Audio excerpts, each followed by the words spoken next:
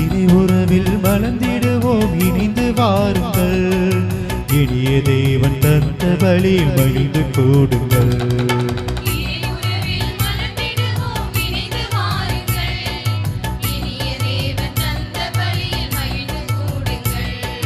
வாருங்கள் வாருங்கள் தந்தை இல்லம் வாருங்கள்.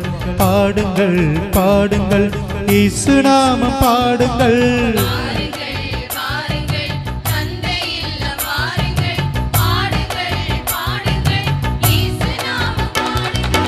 இறை உறவில் மலர்ந்திடுவோம் இணைந்து வாருங்கள்.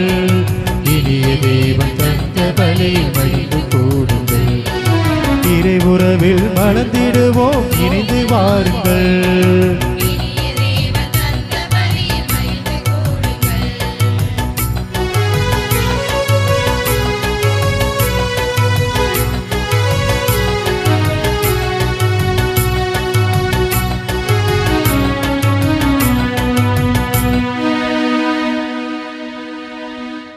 மங்கள ஆரத்தி எடுத்தும்மை அழைத்தோம்.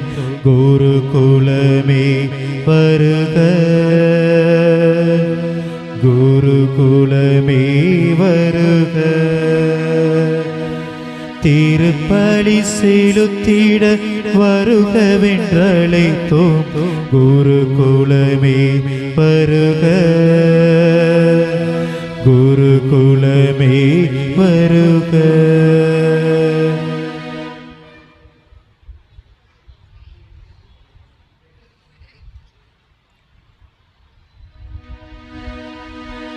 மங்கள ஆரத்தி எடுத்தும்மை அழைத்தோம்.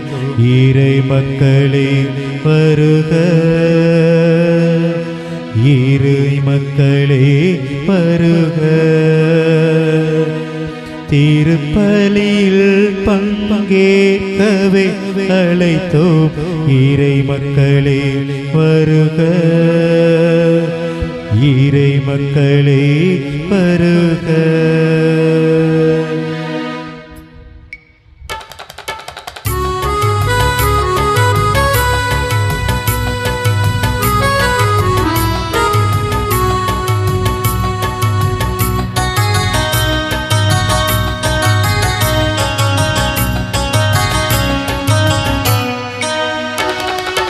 உதயமாக்கும் இனிய உறவு வாருங்கள். உலகில் சென்று பலன் தரவே கூடுங்கள்.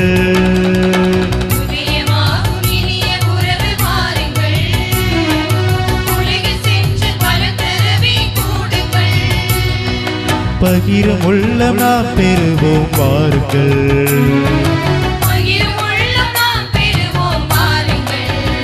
நாம் பரமனன்பில் வாழ்ந்திடுவோம் கூடுங்கள்.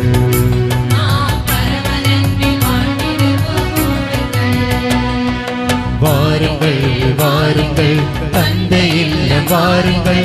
பாடுங்கள் பாடுங்கள் இயேசு நாமம் பாடுங்கள். வாருங்கள்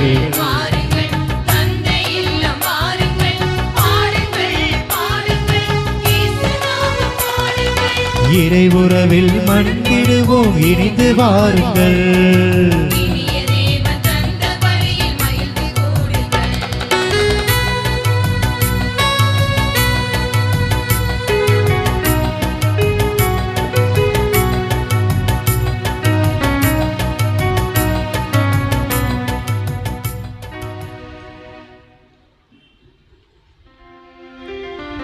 தந்தை மகன் தூயாவியாரின் பெயராலே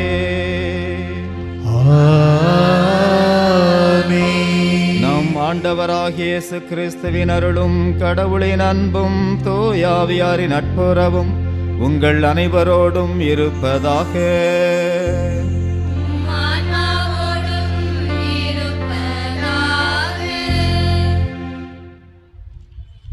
திருப்பலி முன்னுரை. இதயத்தில் நேர்மையையும் நம்பிக்கையும் கொண்டு நல்ல கண்காணிப்பாளராக வாழ இன்றைய பொதுக்காலம் 25ஆம் ஞாயிறு 2ஆம் திருவிழா திருப்பலி நாளை சிறப்பிக்க வந்திருக்கும் அருட்தந்தை MS அந்தோணிசாமி அவர்களையும் நம் பங்கு தந்தை அவர்களையும் அருட்சகோதரிகள் மற்றும் இறைமக்கள் அனைவரையும் மிக்கேல் அன்பிய இறைமக்கள் சார்பாக பெருமகிழ்வுடன் வரவேற்கிறோம். இன்றைய வாசகங்களில் ஏழைகளையும் வறியவர்களையும் நசுக்கி ஒடுக்காமல் அவர்களை கை தூக்கிவிட இறைவன் நம்மை அழைக்கின்றார்.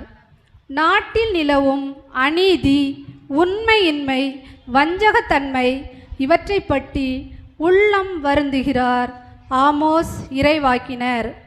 அன்று மட்டுமல்ல, இன்றும் தான் உள்ளவனுக்கு ஒரு நீதி, இல்லாதவனுக்கு ஒரு நீதி என்று உலகம் நீதியை விற்று கொண்டிருக்கிறது. இன்றைய நற்செய்தியில் முன்மதியோடு செயல்பட்ட வீட்டு பொறுப்பாளரை நமக்கு உவமை மூலம் கூறுகிறார் இயேசு கிறிஸ்து.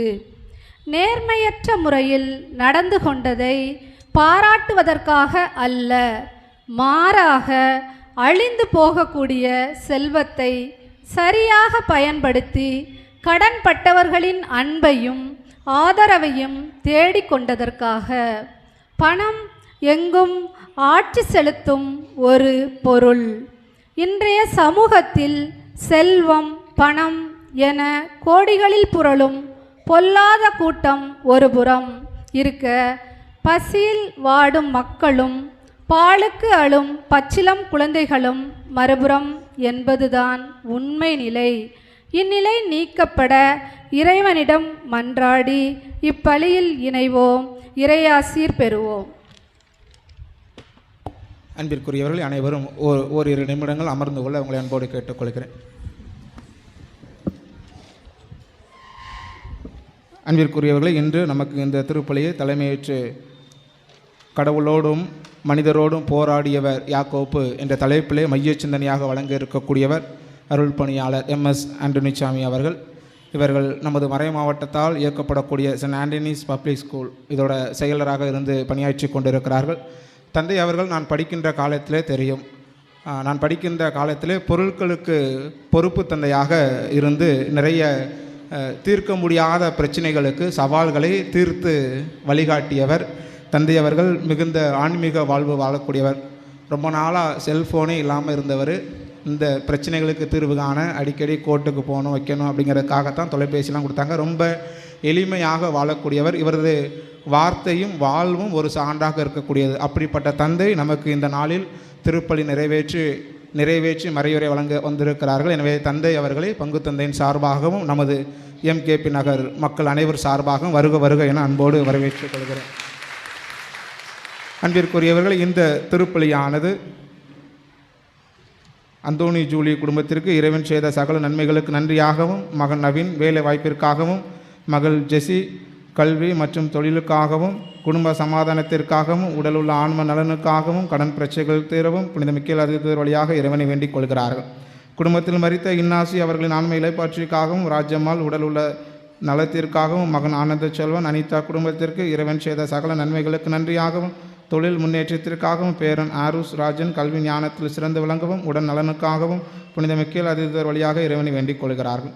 அன்புலட்சுமி மலரகம் குடும்பத்திற்காகவும், தொழில் முன்னேற்றத்திற்காகவும் புனித மிக்கேல் அதிதூதர் வழியாக இறைவனை வேண்டிக் கொள்கிறார்கள். தேவதாஸ் அரசி குடும்பத்திற்கு இறைவன் செய்த நன்மைகளுக்கு நன்றியாகவும், குடும்பத்தில் முன்னெடுத்திருக்கும் சுப காரியங்கள் நல்ல முறையில் நடைபெறவும், பிள்ளைகளின் தொழில்களை ஆசீர்வதிக்கவும், குடும்பத்தில் இறை ஆசீர் பெருகவும் இத்திருப்பலியில் இறைவனை மன்றாடி ஒப்புக் கொடுக்கிறார்கள். மணி சுமதி குடும்ப நலனுக்காகவும், இறைவன் இதுவரை செய்த நன்மைகளுக்காகவும், மகன் சூரிய பிரகாஷ் அந்தோனி ராஜா நல்வாழ்வுக்காகவும், கடை வியாபாரம் முன்னேற்றத்திற்காகவும் புனித மிக்கேல் அதிதூதர் வழியாக மன்றாடுகிறார். பெனடிக்ட் அருள்கனி குடும்ப நலனுக்காகவும், மகன் ஜான் பாக்கியராஜ் விஜய்க்கு திருமண தடை நீங்கி வரன் அமையும்படியாகவும், ஜீவாவுக்கு நல்ல வேலை வாய்ப்பிற்காகவும், உடல் நலனுக்காகவும், குடும்ப அமைதிக்காகவும் புனித மிக்கேல் அதிதூதர் வழியாக இறைவனை வேண்டிக் கொள்கிறார்கள். மரியதாஸ் சந்திரா குடும்பத்திற்கு இறைவன் செய்த நன்மைகளுக்கு நன்றியாகவும், மகள் ஆஞ்சேஸ் திவ்யா வேலை வாய்ப்பிற்காகவும், உடல் உள்ள நலனுக்காகவும், வீடு கட்டுமான பணி நல்ல முறையில் நடைபெறவும், கடன் பிரச்சனை தீரவும், குடும்ப சமாதானத்திற்காகவும் புனித மிக்கேல் அதிதூதர் வழியாக இறைவனை வேண்டிக் கொள்கிறார்கள்.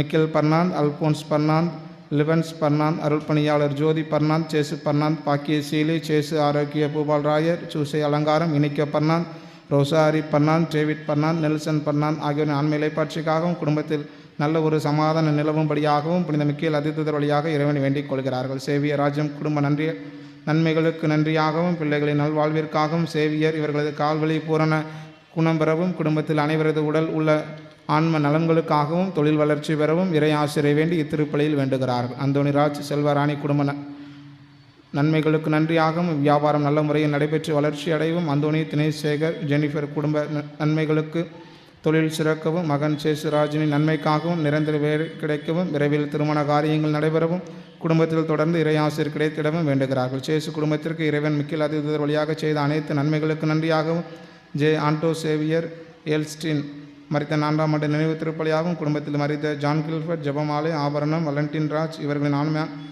இறைவனின் நித்திய இலைப்பாறுதல் பெறவும் யாரும் நினையாத உத்தரிக்கிற நிலையில் உள்ள ஆன்மாக்களின் இலைப்பாறுதலுக்காகவும் மன்றாடுகிறார்கள்.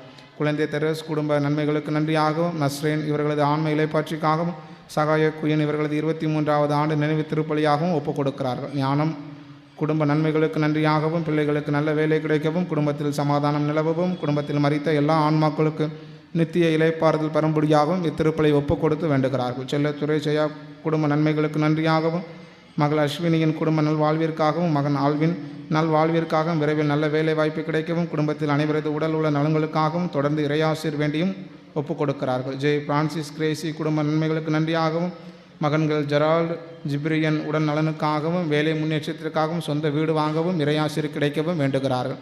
தாமஸ் ரொட்ரிகோ 29ஆம் ஆண்டு நினைவு நாள் ஆண்மை இலைப்பாட்சிக்காகவும் குடும்பத்தில் மரித்த Pushparaj Fernando MLA Rodrigo Joseph Rodrigo Sahayarani Fernando Davis Williams ஆகியோரின் ஆன்ம இலைப்பாட்சிக்காகவும் ஒப்புக் கொடுக்கிறார்கள். இன்னாசி அம்மாள் குடும்பத்திற்கு இறைவன் செய்த அனைத்து நன்மைகளுக்கு நன்றியாகவும் பேரன் மைக்கேல் 19ஆம் பிறந்த நாள் காணும் உடல் நலனுக்காகவும் நல்ல படிப்பிற்காகவும் தெய்வ பக்தியில் வளரவும் புஷ்பா மிருனா பவித்ரன் பேத்தி ஆகியோரின் உடல் நலனுக்காகவும் செய்யும் தொழில் ஆசீர்வதிக்கப்படவும் வேண்டுகிறார்கள். திரேஸ் மேரி குடும்பத்திற்கு கடவுள் செய்த அனைத்து நன்மைகளுக்கு நன்றியாகவும் அவர்களது நினைத்த காரியங்கள் வெற்றி பெறவும் சுப்புலட்சுமி ஆன்ம இலைப்பாட்சிக்காகவும் யாரும் நினையாத ஆன்மாவிற்காகவும் வேண்டுகிறார்கள்.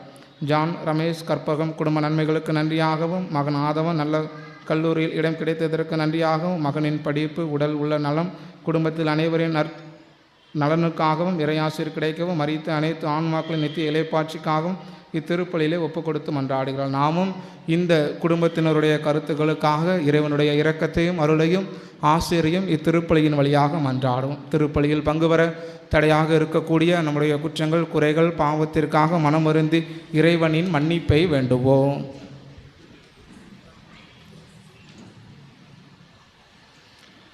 அன்புமிக்க சகோதர சகோதரிகளை, நம்முடைய திருமொழிக்கு நினைவாக நம்மை தெளிக்கப்படுகிற இத்தண்ணீரை புனிதப்படுத்துமாறு நம் கடவுளை நம்பிக்கையோடு வேண்டுவோம். அவரை நமக்கு உதவி வழங்கி நாம் பெற்றுக்கொண்ட தூய் ஆவிக்கு உண்மையுள்ள மக்களாக நிலைத்திருக்க நமக்கு அருள் புரிவாராக.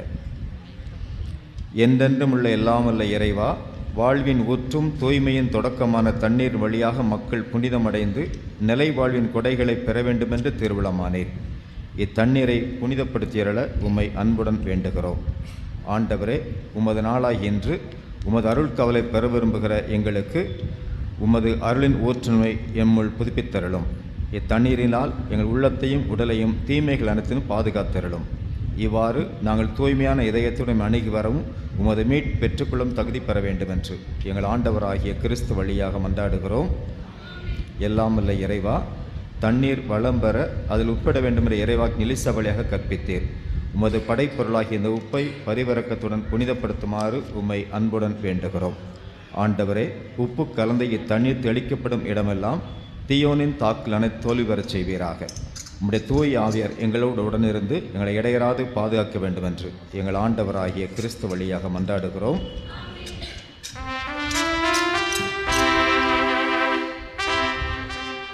ஆண்டவரே, ஈசு புள்ளினாலின் மேல் தெளிப்பி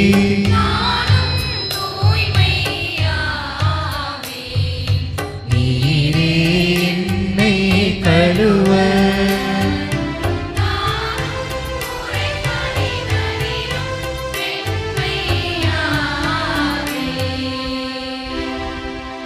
இறைவா, உமது இரக்க பெருக்கத்திற்கு ஏற்ப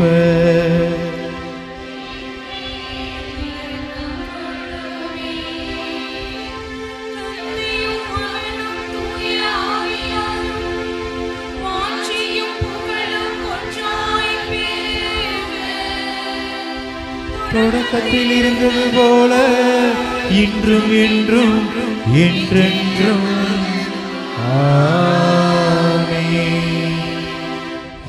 ஆண்டவரே இயேசு புள்ளினால் என் மேல் தெளித்தி நானும் தூய்மையாவே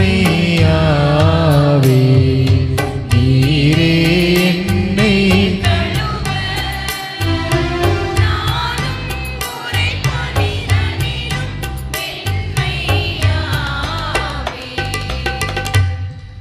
எல்லாம் வல்ல கடவுள் நம் மீது இரக்கம் கொண்டு பாவங்களெல்லாம் மன்னித்து புனிதப்படுத்துவாராக. நற்கருணை திருவிருந்து தகுதியோடு பங்கெடுக்க நமக்கு அருள் புரிவாராக.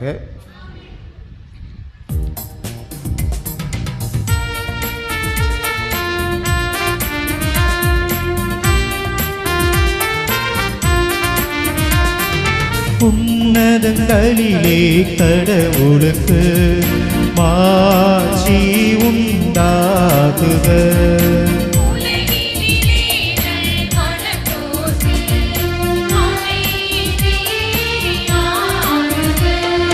புகழுகின்றோம் யாம் உம்மையே, வாழ்த்துகின்றோம் இறைவனே.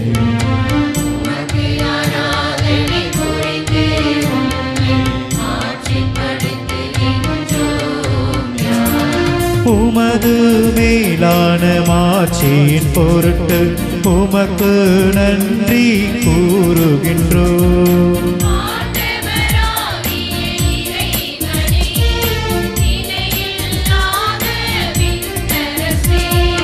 ஆற்றல் அனைத்தும் கொண்டு இறங்கும் வல்ல தந்தை இறைவனே,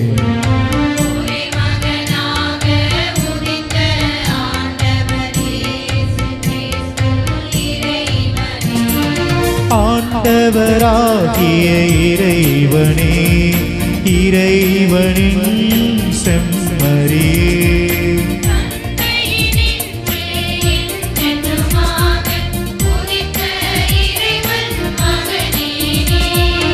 உலகின் பாவம் போக்குபவரே, நேரம் மீது இறங்குவே.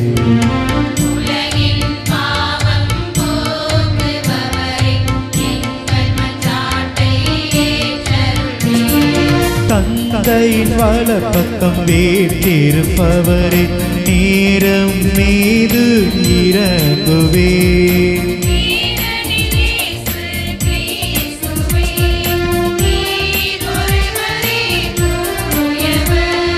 நீர் ஒருவரே ஆண்டவர், நீர் ஒருவரே உன்னதர், தூய ஆவியாரோடு தந்தை இறைவன்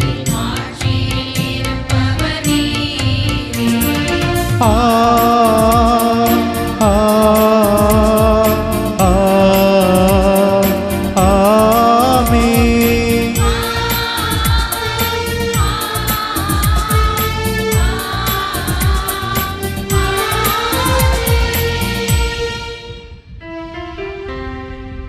மன்றாடுவோமாக.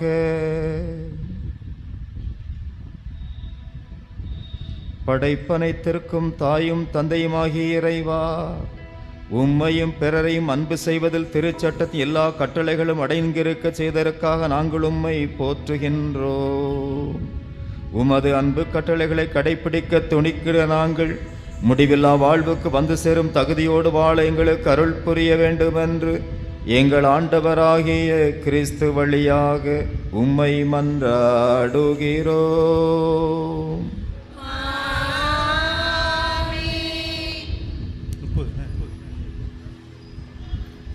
முதல் வாசக முன்னுரை. பழைய ஏற்பாட்டு காலத்தில் மக்களிடையே சீர்கேட்டினை பற்றி தெளிவாக எடுத்து கூறுகிறார் இறைவாக்கினர் ஆமோஸ். ஏழை எளிய மக்களை வாட்டி வதைத்து ஏமாற்றி அவர்களை கொள்ளையடிக்க கள்ளத்தராசினை பயன்படுத்தும் மனப்பாங்கு உள்ளவர்களுக்கு கடவுளின் கோபத்தை எடுத்துரைக்கும் முதல் வாசகத்திற்கு செவிமடுப்போம்.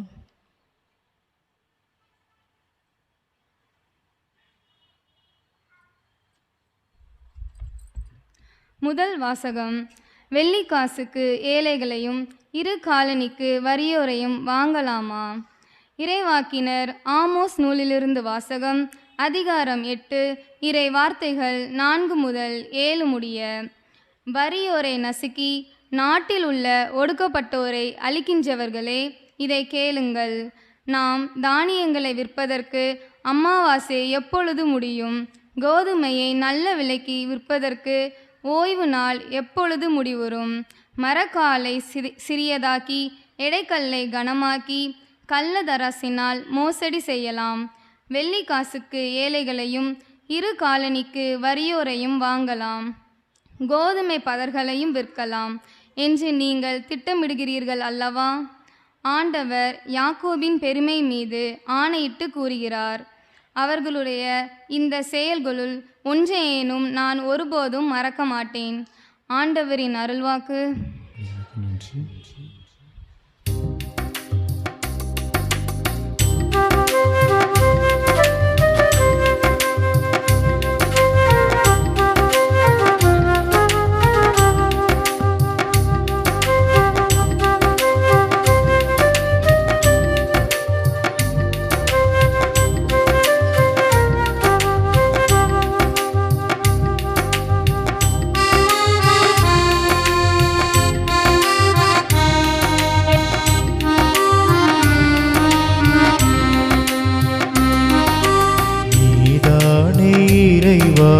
நிலையான சொந்தம் துணையன்றி உலகில் எனக்கேது தஞ்சம்.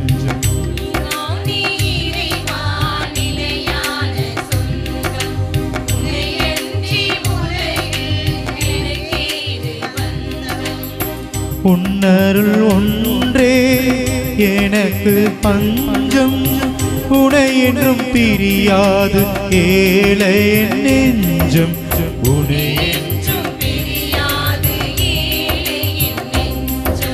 நீயே சொந்தம், நீயே தஞ்சம், நீயே செல்வம், வாழ்வின் மையம். நீதானே இறைவா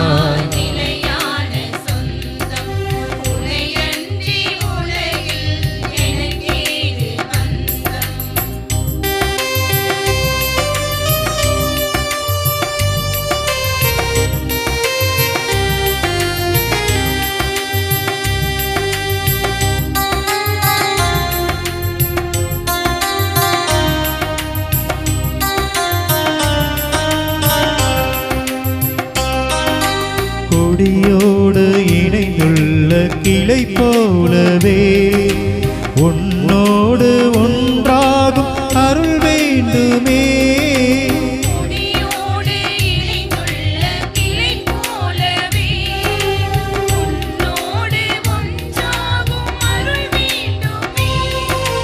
கனி தந்து என் வாழ்வு செழிப்பாகவே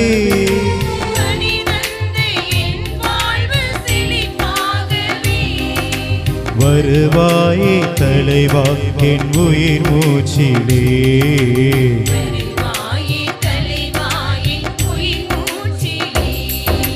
நீயே சொந்தம், நீயே தஞ்சம், நீயே செல்வம், வாழ்வின் மையம். நீதானே இறைவா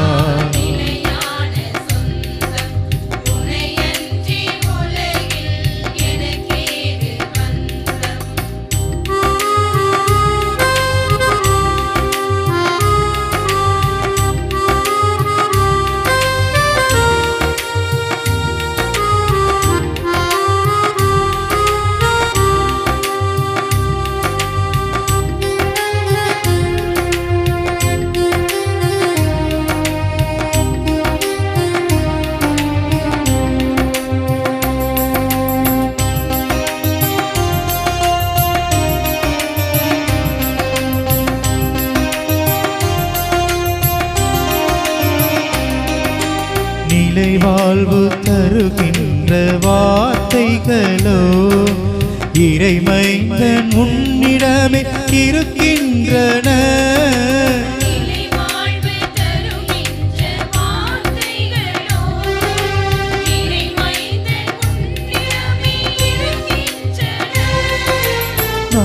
எங்கு போவது உனை பிரிந்து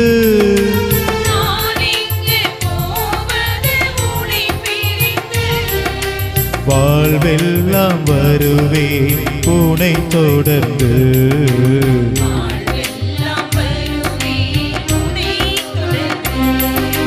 நீயே சொந்தம் நீயே தஞ்சம் நீயே செல்வம் வாழ்வின் மையம் நீதானே இறைவா உனையன்றி உலகில் உன்னருள் ஒன்றே எனக்கு தஞ்சம் உனை என்றும் பிரியாது ஏழை நெஞ்சம்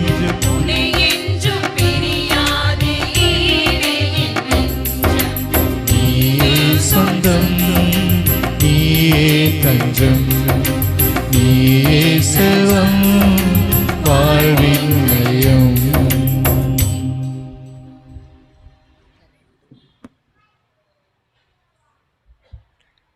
இரண்டாம் வாசக முன்னுரை. திருத்தூதர் பவுல் அனைவருக்காகவும் இறைவனிடம் பரிந்து பேசி மன்றாட நன்றி கூற அன்புடன் அழைக்கிறார். இதுவே நம் மீட்பராகிய இயேசு கிறிஸ்துவின் முன் சிறந்ததும் ஏற்புடையதும் ஆகும். திருத்தூதராகவும் நற்செய்தி அறிவிப்பவராகவும் பிற இனத்தாருக்கு கற்பிக்கும் போதகராகவும் ஏற்படுத்தப்பட்ட பவுலடியார் கைகளை உயர்த்தி இறைவேண்டல் செய்ய அழைக்கும் வாசகத்திற்கு கவனமுடன் செவிமடுப்போம்.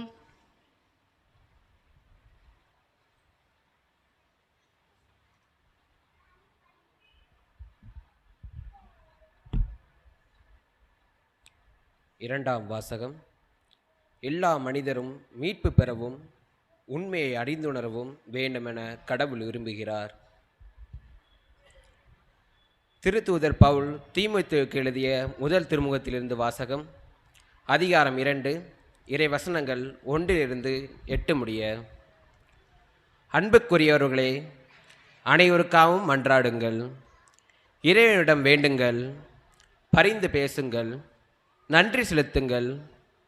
முதலில் நான் உங்களுக்கு தரும் அறிவுரை இதுவே: இறை பற்றும் கண்ணியமும் நிறைந்தவர்களாய் தொல்லையின்றி அமைதியோடு வாழ அரசர்களுக்காகவும் உயர்நிலையில் உள்ள எல்லா மனிதர்களுக்காகவும் மன்றாடுங்கள்.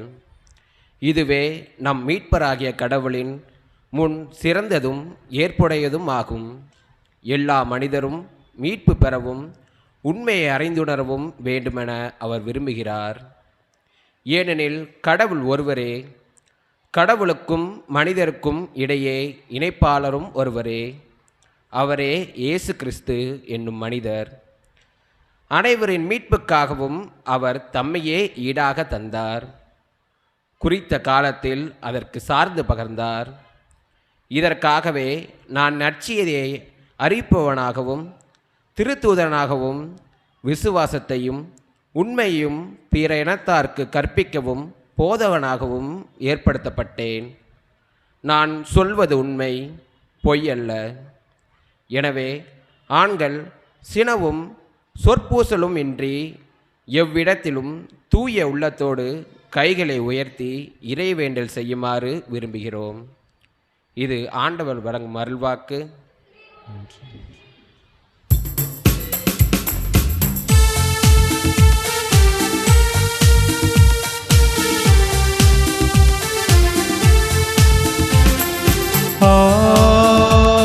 Alleluia, Alleluia, Alleluia, Alleluia.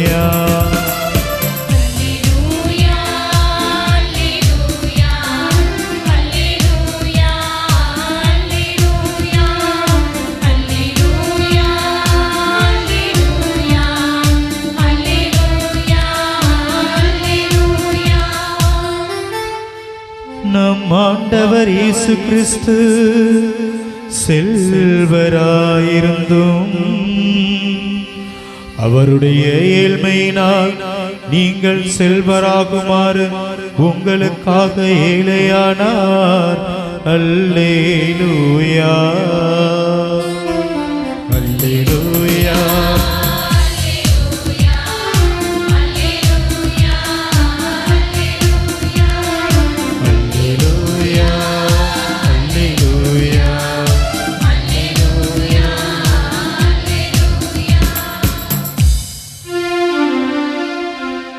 ஆண்டவர் உங்களோடு இருப்பாராக.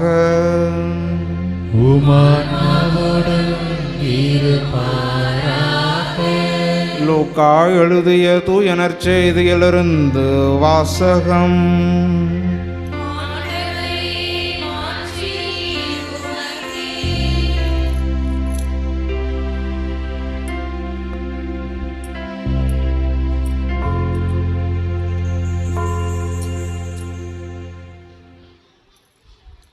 லூக்கா எழுதிய தூய நற்செய்தி அதிகாரம் 16 இறை வார்த்தைகள் 1 தொடங்கி 13 முடிய. அதிகாரம் 16 இறை வார்த்தைகள் 1 தொடங்கி 13 முடிய. அக்காலத்தில் இயேசு தம் சீடர்களுக்கு கூறியது: செல்வர் ஒருவருக்கு வீட்டு பொறுப்பாளர் ஒருவர் இருந்தார். அவர் தம் தலைவரின் உடைமைகளை பாழாக்கியதாக அவர் மீது பழி சுமத்தப்பட்டது. தலைவர் அவரை கூப்பிட்டு, உம்மை பற்றி நான் கேள்விப்படுவது என்ன? உம் பொறுப்பில் உள்ள கணக்கை ஒப்படையும், நீர் இனி வீட்டு பொறுப்பாளராய் இருக்க முடியாது என்று அவரிடம் கூறினார். அந்த வீட்டு பொறுப்பாளர், நான் என்ன செய்வேன்? வீட்டு பொறுப்பிலிருந்து என் தலைவர் என்னை நீக்கிவிடப் போகிறாரே. மண் வெட்டவோ என்னால் இயலாது, இறந்து உண்ணவும் வெட்கமாய் இருக்கிறது. வீட்டு பொறுப்பிலிருந்து என்னை நீக்கிவிடும்போது பிறர் என்னை தங்கள் வீடுகளில் ஏற்றுக்கொள்ளும்படி நான் என்ன செய்ய வேண்டும் என எனக்கு தெரியும் என்று அவர் தமக்குள்ளே சொல்லி கொண்டார். பின்பு அவர் தம் தலைவரிடம் கடன்பட்டவர்களை ஒவ்வொருவராக வரவழைத்தார். முதலாவது வந்தவரிடம், நீர் என் தலைவரிடம் எவ்வளவு கடன்பட்டிருக்கிறீர் என்று கேட்டார். அதற்கு அவர் 100 குடம் எண்ணெய் என்றார். வீட்டு பொறுப்பாளர் அவரிடம், இதோ உம் கடன் சீட்டு, உட்கார்ந்து 50 என்று உடனே எழுதும் என்றார். பின்பு அடுத்தவரிடம், நீர் எவ்வளவு கடன்பட்டிருக்கிறீர் என்று கேட்டார். அதற்கு அவர் 100 மூடை கோதுமை என்றார். அவர், இதோ உம் கடன் சீட்டு, 80 என்று எழுதும் என்றார். நேர்மையற்ற அந்த வீட்டு பொறுப்பாளர் முன்மதியோடு செயல்பட்டதால் தலைவர் அவரை பாராட்டினார். ஏனெனில் ஒளியின் மக்களை விட இவ்வுலகின் மக்கள் தங்கள் தலைமுறையினரிடத்தில் மிக்க முன்மதியுள்ளவர்களாய் நடந்து கொள்ளுகிறார்கள். ஆகையால் நான் உங்களுக்கு சொல்கிறேன், நேர்மையற்ற செல்வத்தை கொண்டு உங்களுக்கு நண்பர்களை தேடிக்கொள்ளுங்கள். அது தீரும்போது அவர்கள் உங்களை நிலையான உறைவிடங்களில் ஏற்றுக்கொள்வார்கள். மிக சிறியவற்றில் நம்பத்தகுந்தவர் பெரியவற்றிலும் நம்பத்தகுந்தவராய் இருப்பார். மிக சிறியவற்றில் நேர்மையற்றவர் பெரியவற்றிலும் நேர்மையற்றவராய் இருப்பார். நேர்மையற்ற செல்வத்தை கையாளுவதில் நீங்கள் நம்பத்தகாதவராய் இருந்தால் யார் உங்களை நம்பி உண்மை செல்வத்தை ஒப்படைப்பார்? பிறருக்கு உரியவற்றை கையாளுவதில் நீங்கள் நம்பத்தகாதவர்களாய் போனால் உங்களுக்கு உரியவற்றை உங்களுக்கு கொடுப்பவர் யார்? எந்த வீட்டு வேலையாலும் 2 தலைவர்களுக்கு பணிவிடை செய்ய முடியாது. ஏனெனில் ஒருவரை வெறுத்து மற்றவரிடம் அவர் அன்பு கொள்வார், அல்லது ஒருவரை சார்ந்து கொண்டு மற்றவரை புறக்கணிப்பார். நீங்கள் கடவுளுக்கும் செல்வத்துக்கும் பணிவிடை செய்ய முடியாது. ஆண்டவரின் அருள்வாக்கு.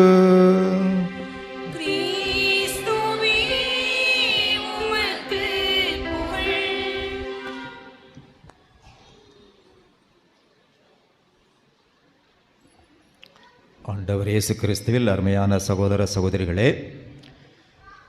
மிக்கேல் அதிதூதருக்கு விழா கொண்டாடுவதற்காக நேற்று மாலை கொடியேற்றத்தோடு தொடங்கி இன்று 2ஆம் நவநாளை சிறப்பிக்கிற உங்கள் அனைவருக்கும் நல்வாழ்த்துக்கள். கருவறையில் தொடங்குகின்ற வாழ்க்கை கல்லறையில் முடிகிற வரையிலும் போராட்டங்களை சந்திப்பதே தான் வாழ்க்கை. போராட்டம் இல்லாத மனிதர்கள் கிடையாது, போராட்டம் இல்லாத வாழ்க்கையும் கிடையாது. ஒவ்வொருடைய வாழ்க்கையிலும் பலவிதமான போராட்டங்களை பல விதங்களில் நாம் சந்தித்து வருகிறோம். அதை எப்படி நாம் அணுக வேண்டும் என்பதற்கு இந்த 10 நாட்கள் திருவிழாக்கள், இந்த விழாவில் நமக்கு கொடுக்கப்படுகின்ற மறையுறை சிந்தனைகள், நாம் வழிபாடு செலுத்துகின்ற மிக்கேல் அதிதூதரை பற்றி இறைவாக்கு பகுதி சொல்லித்தருகின்ற பாடங்கள், படிப்பினைகள், இந்த போராட்டங்களை எப்படி மேற்கொள்வது, எப்படி எதிர்கொள்வது, எப்படி வெற்றி கொள்வது என்பதை நாம் சில சிந்தனைகளாக இன்றைக்கு எடுத்துக்கொள்வோம். வாழ்க்கையில் 3 விதமான போராட்டங்களை அன்றாடம் சந்தித்து வருகிறோம். முதலாவது போராட்டம் என்னவென்றால், ஒவ்வொரு மனிதனும் தனக்குள்ளே சந்திக்கக்கூடிய ஒரு போராட்டம். இயல்புக்குரிய சிந்தனைகள் ஒரு பக்கம் இருக்கிற போது, ஆவிக்குரிய இயல்பாக நமக்குள் இருக்கிற ஆன்மா சுட்டிக்காட்டுகிற உண்மை இந்த போராட்டத்தை தொடங்கி வைக்கிறது. இயல்போடு நாம் சிந்திக்கின்ற போது எதையெல்லாம் ஆசைப்படுகிறோமோ, எதையெல்லாம் அடைய வேண்டும் என்று விருப்பப்படுகிறோமோ, எதெல்லாம் நமக்கு கிடைத்தால் சந்தோஷமாக இருப்போம் என்று நாம் நினைக்கிறோமோ, அதையெல்லாம் நாம் நினைப்பதற்கின்ற போது ஆன்மா சொல்லுகிறது, மனச்சாட்சி சொல்லுகிறது, நீ நல்லவனாக இருக்க விரும்பினால், கடவுளுக்கு ஏற்றபடி வாழ விரும்பினால், உன் விருப்பங்களில் பல வேண்டாதவை, ஆடம்பரமானவை, தவறானவை, உனக்கு தேவையற்றவை என்றெல்லாம் நமக்கு எச்சரிக்கை கொடுக்கும். ஆனால் நாம் வசதியாக என்ன செய்வோம்னு சொன்னால், மனச்சாட்சியின் குரலை மழுங்கடித்து விட்டு, கடவுள் கொடுக்கின்ற நல்ல குரலை செவிமடுப்பதற்கு மறுத்துவிட்டு, இந்த இயல்பின் சிந்தனைகளுக்கு முக்கியத்துவம் கொடுத்து, எதை விரும்புகிறோமோ, எதற்கு ஆசைப்படுகிறோமோ, எதற்கு பேராசைப்படுகிறோமோ அதையெல்லாம் அடைய வேண்டும் என்ற தீர்மானம் எடுத்து விடுவோம். அதுதான் நம் வாழ்க்கையில் வெற்றியாக நினைப்போம். ஆனால் நடப்பது வாழ்க்கையில் தோல்வி. இரண்டாவது ஒரு போராட்டம் எப்படி இருக்கும் என்றால், நான் மற்றவர்கள், நான் நினைப்பது என்ன, நான் வாழ்வது எப்படி, என்னை மற்றவர்கள் எப்படி பார்க்கிறார்கள், எப்படி பார்க்க வேண்டும். நானாக இருக்க வேண்டிய சூழ்நிலையில் மற்றவர்கள் என்னை எப்படி பார்க்க வேண்டும் என்று நான் விரும்புகிறேனோ, அதற்கு ஏற்றபடி பிறருக்கு முன்னால் முகமூடி போட்டுக்கொண்டு, பலவிதமான வேஷங்களை போட்டுக்கொண்டு, நாம் எதை இருக்கக்கூடாதோ, எதையெல்லாம் இருக்க தேவையில்லையோ அதையெல்லாம் இருப்பதற்கான முயற்சிகள் எடுக்கிறோம். பல நேரங்களில் வாழ்க்கையில் தோல்வி அடைந்து வருகிறோம். நாமாக இருப்பதில்லை, பிறரையும் நம்மால் திருப்திப்படுத்த முடியவில்லை. ஆக இந்த போராட்டத்திலும் நமக்கு ஏற்படுவது தோல்விதான். மூன்றாவது வகை போராட்டம் இருக்கிறது. நான் கடவுளை பார்த்து ஜெபிக்க வருகிறேன். ஜெபிக்க வருகின்ற போது கடவுளத்திலே நம்பிக்கையோடு கேட்கிறேன், கடவுள் கொடுத்து விடுகிறார், மகிழ்ச்சி அடைகிறேன். சில நேரங்களில் கேட்காமலும் கடவுள் கொடுக்கிறார், மகிழ்வோடு வாழ்ந்து கொண்டிருக்கிறேன். சில நேரங்களில் கேட்கிறேன், பலமுறை கேட்கிறேன், பக்தி முயற்சியோடு கேட்கிறேன், பல முயற்சிகள் எடுத்து தியாகம் செய்து நவநாட்கள் செய்து கேட்கிறேன், கடவுள் எனக்கு கொடுத்து விடுகிறார், மகிழ்ச்சி அடைகிறேன். சில நேரங்களில் நான் கேட்டாலும் கடவுள் கொடுப்பதில்லை, நான் எவ்வளவு முயற்சி எடுத்தாலும் கொடுப்பதில்லை, நான் விரும்பினாலும் விரும்பாவிட்டாலும் கடவுள் கொடுக்கவில்லை என்ற அந்த ஒரு போராட்டம் ஏற்படுகிற போது, நான் என் விருப்பத்தை கடவுளத்தில் சொல்லி கேட்கிறேனா, அல்ல கடவுளுடைய விருப்பத்தை என் வாழ்க்கையில் நிறைவேற்ற வேண்டும் என்று கேட்கிறேனா? இந்த போராட்டத்திலும் நாம் பல நேரங்களில் நமது விருப்பங்களைத்தான் கடவுளத்தை சொல்லி வேண்டி பெறுவதற்கு முயற்சிக்கிறமே ஒழிய, கடவுள் விருப்பம் என்ன என்பதை தெரிந்து கொள்வதற்கோ அதை அடைவதற்கோ முயற்சி எடுக்காத காரணத்தினால் இங்கும் நாம் தோல்வி அடைந்து விடுகிறோம். ஆக தனக்குள் ஏற்படுகிற போராட்டமாக இருந்தாலும், எனக்கும் மற்றவர்கள் இருக்கிற வாழ்க்கை போராட்டமாக இருந்தாலும், ஜெபத்தில் எனக்கும் கடவுளுக்கும் இடையே இருக்கின்ற போராட்டமாக இருந்தாலும், பல நேரங்களில் நாம் ஏன் தோல்வியை சந்தித்து கொண்டிருக்கிறோம்? சிந்தித்து பார்க்க வேண்டும். மிக்கேல் அதிதருடைய அந்த நிகழ்வு திருவெளிப்பாடு நூலிலே 12ஆம் அதிகாரத்தில் மிக அருமையாக சொல்லப்பட்டிருக்கு. எல்லாருக்கும் தெரிந்த ஒரு பகுதி தான். விண்ணகத்திலே ஒரு போர் மூண்டது. மிக்கேல் அதிதரும் அவரோடு இணைந்திருக்கிற தூதர்களும் ஒரு பக்கம் நிற்கிறார்கள், அரக்கப்பாம்பும் அவனுடைய தூதர்களும் மறுபக்கம் நிற்கிறார்கள். போர் மூண்டது. அந்த போரிலே யார் வெற்றி பெற்றார் என்றால், மிக்கேல் அதிதரும் அவருடைய தூதர்களும் வெற்றி பெற்றார்கள். வெற்றி பெற்ற காரணத்தினால் அரக்கப்பாம்பும் அதனுடைய தூதர்களும் தோல்வி அடைந்தார்கள். எனவே அவர்கள் மண்ணகத்துக்கு அனுப்பப்பட்டார்கள். போர் நடந்தது விண்ணகத்தில், தோல்வி அடைஞ்சது அரக்கப்பாம்பும் அதன் தூதர்களும். அனுப்பப்பட்டது எங்க? மண்ணகத்துக்கு. இந்த தோல்வி அடைந்த இந்த அரக்கப்பாம்பும் இந்த தூதர்களும் தான் இன்னைக்கு நேத்தல்ல, தொடக்கத்தில் இருந்தே ஆதி பெற்றோரை ஏமாற்றிய அந்த அரக்கப்பாம்பு, மிக்கேல் அதிதரோடு போராடி தோல்வியடைந்த அந்த அரக்கப்பாம்பு, இன்றைக்கு நம் ஒவ்வொருடைய வாழ்க்கையையும் சோதித்து பார்க்கிறது, போராட தூண்டுகிறது. இந்த போராட்டத்தில் நாம் எப்படி மேற்கொள்ள வேண்டும், எப்படி வெற்றி அடைய வேண்டும், இதுதான் நாம் சிந்திக்க வேண்டிய காரியம். எனவே போராட்டம் என்பது ஏதோ ஒரு சிலருக்கு வரும், நிறைய பேருக்கு வராதுன்னு நினைக்காதீங்க. துறவிகளுக்கும் உண்டு, குடும்பஸ்தர்களுக்கும் உண்டு, பணக்காரனுக்கும் உண்டு, ஏழைக்கும் உண்டு, ஆண்களுக்கும் உண்டு, பெண்களுக்கும் உண்டு, சிறியோருக்கும் உண்டு, பெரியோர்களுக்கும் உண்டு, எல்லாருக்கும் போராட்டம் உண்டு. ஆனால் இந்த போராட்டத்திலே நாம் மிக்கேல் அதிதூதருடைய பக்கமாக நின்று வெற்றி அடைகின்ற ஒரு தன்மையோடு போராடுகின்றோமா, அல்லது தோல்வியை தழுவிய அரக்கப்பாமன் தூதரோடு இணைந்து தோல்வியை தொடர்ந்து நாம் சந்தித்துக் கொண்டே இருக்க போகிறோமா? இதற்குத்தான் நமக்கு மையப்பொருளாக கொடுக்கப்பட்டிருப்பது பழைய ஏற்பாட்டில் ஒரு நல்ல ஒரு கதாபாத்திரம் யாக்கோபு. ஆபிரகாமின் மகன் ஈசாக்கு, ஈசாக்குடைய மகன்கள் 2 பேர், ஏசா, யாக்கோபு. அவரை பற்றி தொடக்க நூலிலே அருமையாக சில அதிகாரங்கள் கொடுக்கப்பட்டிருக்கிறது. திருப்பலி வைத்திருக்கிறவர்கள் கண்டிப்பாக நீங்கள் நான் சொல்லக்கூடிய இந்த பகுதிகளை மையப்படுத்தி வீட்டிலே விரிவாக நீங்கள் வாசித்து தெரிந்து கொள்ளுங்கள். ஈசாக்குடைய மனைவியாக இருக்கிற பிரேக்கா நீண்ட காலமாக குழந்தை பேர் இல்லாத சூழ்நிலையில் கடவுளை பார்த்து ஜெபிக்கிறார். கடவுள் அவருக்கு ஒரு குழந்தை பாக்கியத்தை கொடுக்கிறார். ஒரு குழந்தையில் 2 குழந்தைகள் கருவிலே இருக்கிறார்கள். அந்த கருவிலேயே 2 பேருக்கும் முரண்பாடு ஆரம்பித்து விட்டது, போராட்டம் ஆரம்பித்து விட்டது. அது அருமையாக சொல்லப்படுகிறது.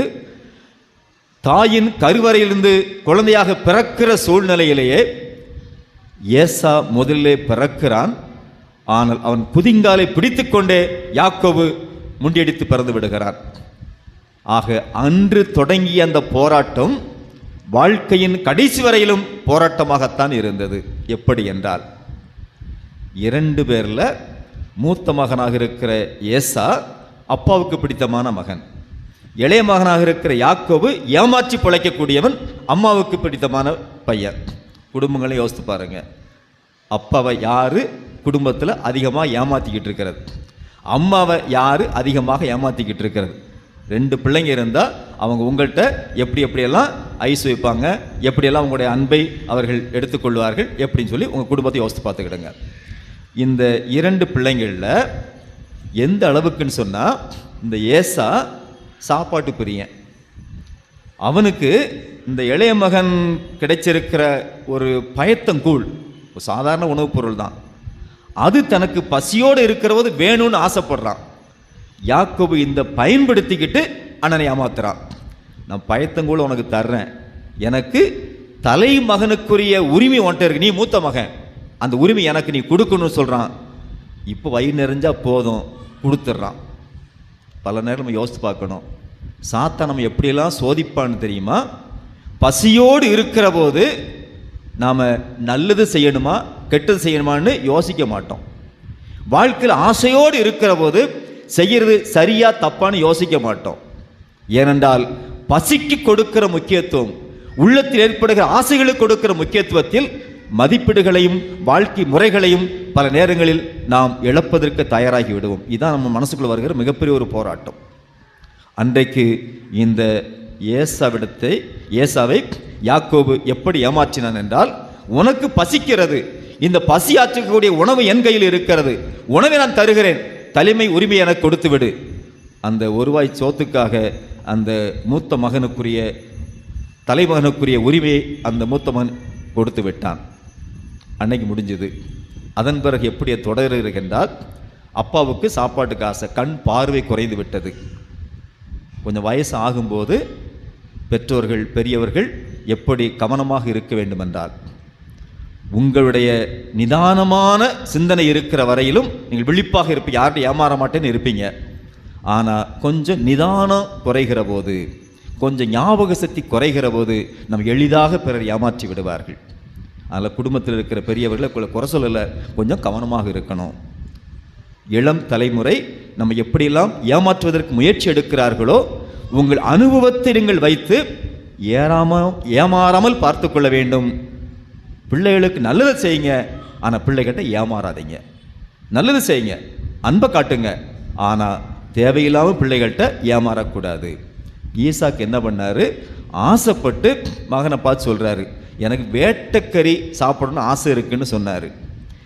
இதை அப்பாவுக்கு வேட்டைக்கறி கொடுக்கணுங்கிறதுக்காக ஏசா காட்டில் போய் வேட்டையாட போயிட்டான். ஆனால் அம்மாக்காரி கிச்சன்லேருந்து அப்பா சொல்கிறத ஒட்டு கேட்டா. அவளுக்கு பிடிச்சமான மகன் யார்? யாக்கோபு. யாக்கோபிட்ட சொல்கிறா, இங்கே பாரு அப்பா இப்படி சொல்லியிருக்கிறாரு, அண்ணன் வேட்டையாட போயிட்டான், அவன் போயிட்டு வர்றதுக்கு வேட்டைக்குன்னா காட்டுக்கு போகணும், வேட்டையாடணும், முயலை பிடிக்கணும், பிடிச்சி கொண்டு வரணும், அதுக்குள்ளே நான் உனக்கு ஐடியா தர்றேன், நான் சமைச்சு தர்றேன், நீ கொண்டு அப்பாட்ட கொண்டு கொடு, நீ பரிசு வாங்கிடலாம். சில நேரங்களில் அம்மா பிள்ளைகளை காப்பாற்றுறோங்கிற பேரில் அப்பாவுடைய கண்டிப்பிலிருந்து நீங்கள் பிள்ளைகளை காப்பாற்ற பல முயற்சி எடுப்பீங்க. அப்படித்தான் குடும்பத்தில் பிள்ளைகளை நீங்கள் கெடுக்கிறீங்க. யோசித்துக்கிடுங்க. அப்பா சில நேரங்களில் கொஞ்சம் கெடுபடியாக இருக்கக்கூடிய அப்பாவாக இருக்காருன்னு வச்சுக்கிடுங்க. அப்பாவுடைய அந்த கெடுபிடித்தனத்துக்கு பிள்ளைய காப்பாற்றணுங்கிற பேரில் அம்மா எப்படிலாம் பிள்ளைங்களை தப்பான வழியில் நீங்கள் தவறாக வழிநடத்துகிறீங்களோ, நீங்கள் தவறு செய்கிறீங்க, பிள்ளையோட எதிர்காலத்தை நீங்கள் பாதிக்க வைக்கிறீங்க. இந்த ரெபெக்காவுடன் நீங்கள் நல்ல ஒரு பாடத்தை கற்றுக்கொள்ள வேண்டும். இந்த யாக்கோபுக்கு ரெபெக்கா அருமையான உணவெல்லாம் செய்து, ஏன்னா அவளுக்கு தன்னோட வீட்டுக்காரருக்கு என்னென்ன சமையல் பிடிக்குன்னு அவளுக்கு தெரியும். அவருக்கு தகுந்தபடி சமையலை செஞ்சு கொடுத்து பையன் அதுக்கு தகுந்தபடி சொல்லி கொடுக்குறா. என்ன செய்யணும்?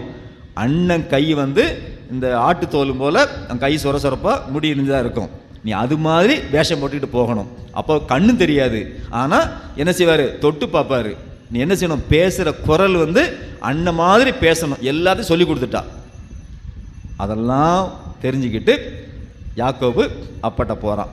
அப்பா, நீ ஆசையாக கேட்ட இந்த வேட்டைக்கறியை கொண்டு கொடுக்குறேன்னு சொன்னான். அப்பா சொல்கிறாரு, வேட்டைக்கறி சரி, ஆனால் குரல் யாக்கோபு குரல் மாதிரி தெரியுதே அப்படின்னு சொன்னார். கண்ணால் பார்த்தா தெரியாது, கண் பார்வை இல்லை. ஆனால் தொட்டு பார்க்கும்போது, ஆனால் இவன் தான் ஏற்கனவே வேஷம் போட்டு வந்திருக்கிறானே பார்த்துட்டு, ஆமாம் தொட்டு பார்த்தா சரியாகத்தான் தெரியுது, சரின்னு அவர் சாப்பிட்ருதார். சில நேரங்களில் பெரியவங்க சாப்பாட்டுனால ஏமாந்துடக்கூடாது. பல நேரங்களில் வாய் நமக்கு ருசியானதை பல முறை கொடுத்துட்டு நம் ஆன்மாவை பல நேரங்களில் இழந்துருவோம். ஒவ்வொருத்தரும் யோசித்து பாருங்கள். நம்ம வாய்க்கு ஆசைப்பட்டு, வாயினுடைய சுவைக்கு ஆசைப்பட்டு என்னென்ன தவறுகளாக நம்ம குடும்பங்களை செஞ்சுக்கிட்டு இருக்கோங்கிறத ஒவ்வொருத்தரும் அவங்க மனச்சாட்சி படி தொட்டு பார்த்துக்கிடுங்க. ஈசாக்கு என்ன பண்ணிட்டாரு? நல்லா சாப்பிட்டு முடித்தார். இந்த யாக்கோவுக்கு முழுமையான ஆசீர்வாதத்தை கொடுத்துட்டாரு. சந்தோஷமாக ஏமாத்தின அந்த சந்தோஷத்தில் அவன் வீட்டை விட்டு வெளியே போய் அம்மாட்ட சந்தோஷம் சொல்லிட்டு போயிட்டான். இவன் வெளியே போன பிறகு தான் காட்டுக்கு போன அந்த ஏசா திரும்பி வர்றான். அப்பாட்ட கேட்குறான். அப்பாவுக்கு அப்போ தான் தெரியுது, இளைய மகன் என்னை ஏமாத்திட்டானே. அப்போ தான் அண்ணனுக்கு தம்பிக்கும் பகை முற்றுகிறது. அப்போ ஏசா நினைக்கிறான், என் தம்பி என்னை எப்படி ஏமாத்திட்டான், ஏற்கனவே இந்த பயத்தங்குழுக்கு என்னை ஏமாத்திட்டான், இப்போ அப்பாவுடைய வார்த்தைக்கு அவன் அம்மாவுடைய சப்போர்ட்டை வச்சுக்கிட்டு ஏமாத்திட்டு தன்னுடைய உரிமையெல்லாம் அவன் பறிச்சுக்கிட்டானே அப்படிங்கிற ஒரு கோபம், வைராக்கியம் வருது. தம்பி மீது ஒரு கோபம் வருது.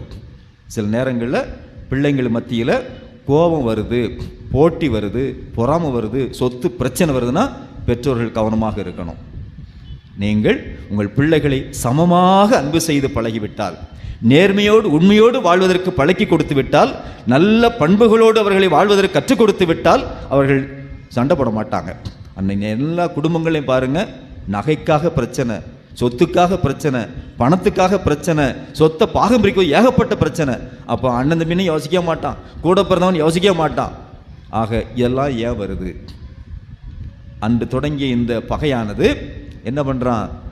யாக்கோபு முடிவெடுத்தான், இனிமே நம்ம வீட்டில் ஒன்றா இருந்தோம்னா நம்ம அண்ணன் நம்ம சும்மா விட மாட்டான். நான் 2 முறை அண்ணனை ஏமாற்றிட்டேன், இன்னும் நான் உயிர் தப்பிக்கணும்னா தூரத்தில் போகணும். அம்மாவுடைய கூட பிறந்த தன்னுடைய தாய் மாமா வீட்டுக்கு போகணுங்கிறதுக்காக போயிட்டான். அங்கே ரொம்ப வருஷம் இருக்கு, அங்கேயும் ஏமாத்தினா ஒரு வழியாக முடிவு எடுத்துட்டு கடைசியாக தன்னுடைய மனைவி பிள்ளைகள்லாம் கூட்டிக்கிட்டு திரும்பி வர்றான். ரொம்ப வருஷத்துக்கு பிறகு திரும்பி வருகிற போது தான் அவனுக்கு மனசுக்குள்ளே ஒரு யோசனை வருது.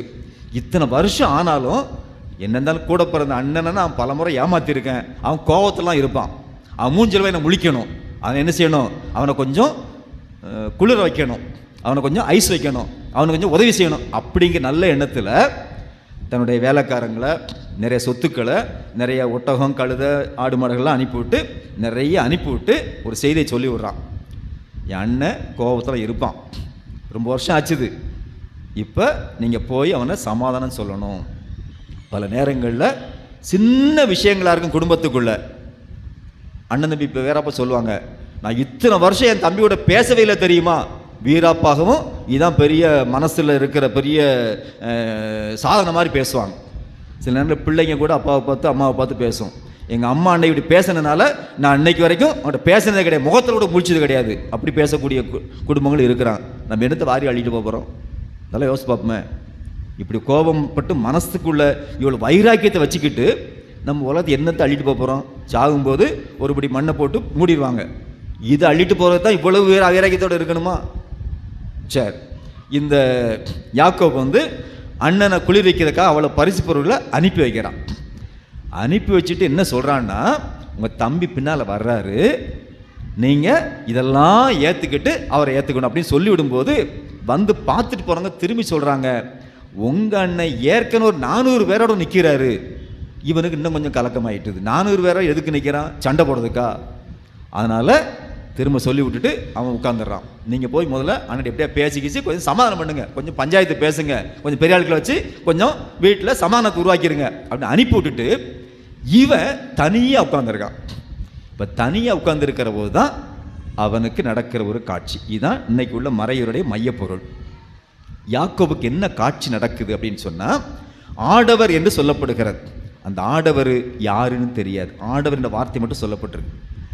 ஆடவர் ஒருவர் இரவு முழுவதும் யாக்கோபோடு மற்போரிட்டார். இரவு முழுசும் இந்த யாக்கோபோட சண்டை போட்டார். மற்போர், குஸ்தி போட்டாங்க 2 பேரும். என்ன ஆச்சுன்னா 2 பேரும் விடுற மாதிரி தெரியல. அப்போ யாக்கோபுக்கு எவ்வளவுக்கு ஒரு தைரியம்னு வச்சுக்கிடுங்க. யாதோ தெரியாத ஒரு ஆள் நைட்டு முழு சண்டை போடுறார். சண்டையில் கடைசி அந்த ஆடவர் யாக்கோபுடைய சந்தை தொட்டார். இவருக்கு நொண்டி நொண்டி நடக்க வேண்டிய நிலைமை ஆகிப்போச்சு. இது ஒரு பக்கம் பின் விளைவு. இன்னொரு பக்கம் அந்த ஆடவரை பார்த்து யாக்கோபு பார்த்து ஆடவர் கேட்கிறார், உன் பேரை சொல்லு அப்படின்ட்டு. ஏன்னா விடிய போகுது, சண்டை முடிக்கணும். இன்னமும் யார் வெற்றி தோல்வி முடியாத சூழ்நிலை. உன் பேரன்னு கேட்கும்போது சொல்கிறாரு, நான் தான் வெற்றி அடைய போகிறேன், என் பேர் யாக்கோபு அப்படின்னு சொல்கிறான். அந்த ஆடவர் சொல்லுகிறார், இனிமே உன் பேர் யாக்கோபு இல்லை, உன் பெயர் இஸ்ரவேல். அப்போ இஸ்ரவேலுங்கிற பேர் யாக்கோபுக்கு இப்போ தான் வருது. அங்கே சொல்லப்படுகிறது, அவர் போரிட்டது கடவுளோடும் மனிதரோடும் போரிட்டு வெற்றி கண்டார். அப்போ தான் அந்த ஆடவர் கடவுளுடைய ஸ்தானத்தில் உள்ளவர் வந்து ஒரு மனித நிலையில் வந்து யாக்கோவோடு போரிட்டு இருக்கிறார். அந்த போரில் யாக்கோபு வெற்றி அடைந்திருக்கிறார். அந்த வெற்றியின் அடையாளமாகத்தான் யாக்கோபு இப்போது இஸ்ரவேல் என்று அழைக்கப்படுகிறார். சரிங்களா? இப்போ நம்முடைய வாழ்க்கைக்கு வருவோம். விண்ணகத்தில் நடந்த போரில் மிக்கேலும் அவருடைய தூதர்களும் வெற்றி அடைந்தார்கள்.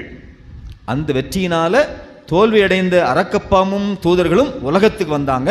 நம்மளை எல்லாரையும் ஒவ்வொரு நாளும் ஆட்டி படைச்சிக்கிட்டே இருக்காங்க. ஒவ்வொரு நாளும் நம்ம போராட்டத்துக்குள்ளே இருக்கிறோம். என்ன 3 விதமான போராட்டங்கள்? ஒன்று மனசுக்குள்ளே வரக்கூடிய போராட்டம், ஒன்று சமூகத்துக்குள்ளே வரக்கூடிய போராட்டம், 3வது கடவுளுக்கு நமக்கு வருகிற போராட்டங்கள். இந்த போராட்டங்களை யாக்கோபுடைய வாழ்க்கை வைத்து நாம் எப்படி பாடம் கற்றுக்கொள்ள வேண்டும் என்றால், யாக்கோபு தன்னுடைய குணாதிசயத்தில் பிறரை ஏமாற்றி பிழைக்கக்கூடியவன். நாம் ஏமாற்றுவதற்கு முயற்சி எடுத்தோம் என்றால் நம் மனச்சாட்சியில் நாம் தோல்வி அடைந்து விடுவோம். ஒருவேளை நம்ம நினைக்கலாம், நான் மனசுக்குள் நினைக்கிறது யாருக்கு தெரியும்? கடவுளுக்கு தெரியும், மனச்சாட்சிக்கு தெரியும். எனவே நமக்குள் வருகின்ற போராட்டத்தில் நான் என்ன நிலைப்பாடு எடுக்கிறேன்? உண்மை பேச வேண்டும் என்று எடுக்கிறேனா? பொய் சொல்லி ஏமாற்ற வேண்டும் என்று எடுக்கிறேனா? நேர்மையோடு வாழ வேண்டும் என்று நினைக்கிறேனா? எப்படியும் வாழ வேண்டும் என்று நினைக்கிறேனா? என் மனதுக்கு வருகின்ற ஆசைகளில் நல்லவற்றை மட்டும் செலக்ட் பண்றேனா, அல்லது எல்லா ஆசைகளையும் எடுத்து குப்பையாக என் வாழ்க்கையை மாற்றிக்கொண்டிருக்கிறேனா? ஆக நம்முடைய மனச்சாட்சிக்கு வருகின்ற அந்த போராட்டத்தில் நாம் யாக்கோவை போல எப்படியெல்லாம் பிறரை ஏமாற்றி உலகத்தில் வாழ வேண்டும் என்று நினைத்து கொண்டிருந்தால், இன்றைய முதல் வாசகம் நல்ல ஒரு சமட்டி அடி கொடுக்கிறது. ஆமோஸ் இறைவாக்கின் அருமையாக சுட்டி காட்டுகிறார். நீங்கள் வியாபாரம் செய்கிறீங்களா? எப்படி ஏமாற்றலாம்? நீங்கள் உலகத்தில் என்னென்ன பொருளை சம்பாதிக்கிறீங்களா? என்னென்ன விதங்களில் நீங்கள் காலத்தை பார்க்குறீங்க, அதுக்குள்ளே சகுனத்தை பார்க்குறீங்க, எல்லா அறிகுறிகளையும் பார்த்து எப்படி ஏமாத்தலான்னு சொல்லி நீங்கள் முயற்சி எடுத்துகிட்டே இருக்கிறீங்க. அப்போ நம்முடைய மனச்சாட்சியின்படி நாம் நல்லது செய்வதற்கு பதிலாக தீமைகள் செய்வதற்காக எல்லா முயற்சிகள் எடுத்துக்கொண்டிருக்கிறோம் என்றால் நாம் உலகம் ரீதியாக வெற்றி அடைவது போல நினைத்து கொண்டிருக்கலாம். ஆனால் அது உண்மையான வெற்றி அல்ல. எனவேதான் இந்த யாக்கோபு தன் சகோதரனை சந்திப்பதற்கு மனதுக்குள்ளே அச்சத்தோடு இருந்தான். பல ஆண்டுகள் கடந்த பிறகும் தன் சகோதரனை சந்திப்பதற்கு அச்சத்தோடு நடுக்கத்தோடு வந்து கொண்டிருந்தான். நாமளும் யோசித்து பார்க்கணும். கடவுளுக்கு முன்னால் நாம் நடுத்தெருவைக்கு போவதற்கு முன்பாக இந்த உலகத்தை குறித்து, உலகத்தின் வாழ்க்கையை குறித்து கடவுள் நம்மை எடை போட்டு நமக்கு மதிப்பீடு செய்கிற அந்த கட்டத்தில் எதை நாம் சுமந்து செல்ல போகிறோம்?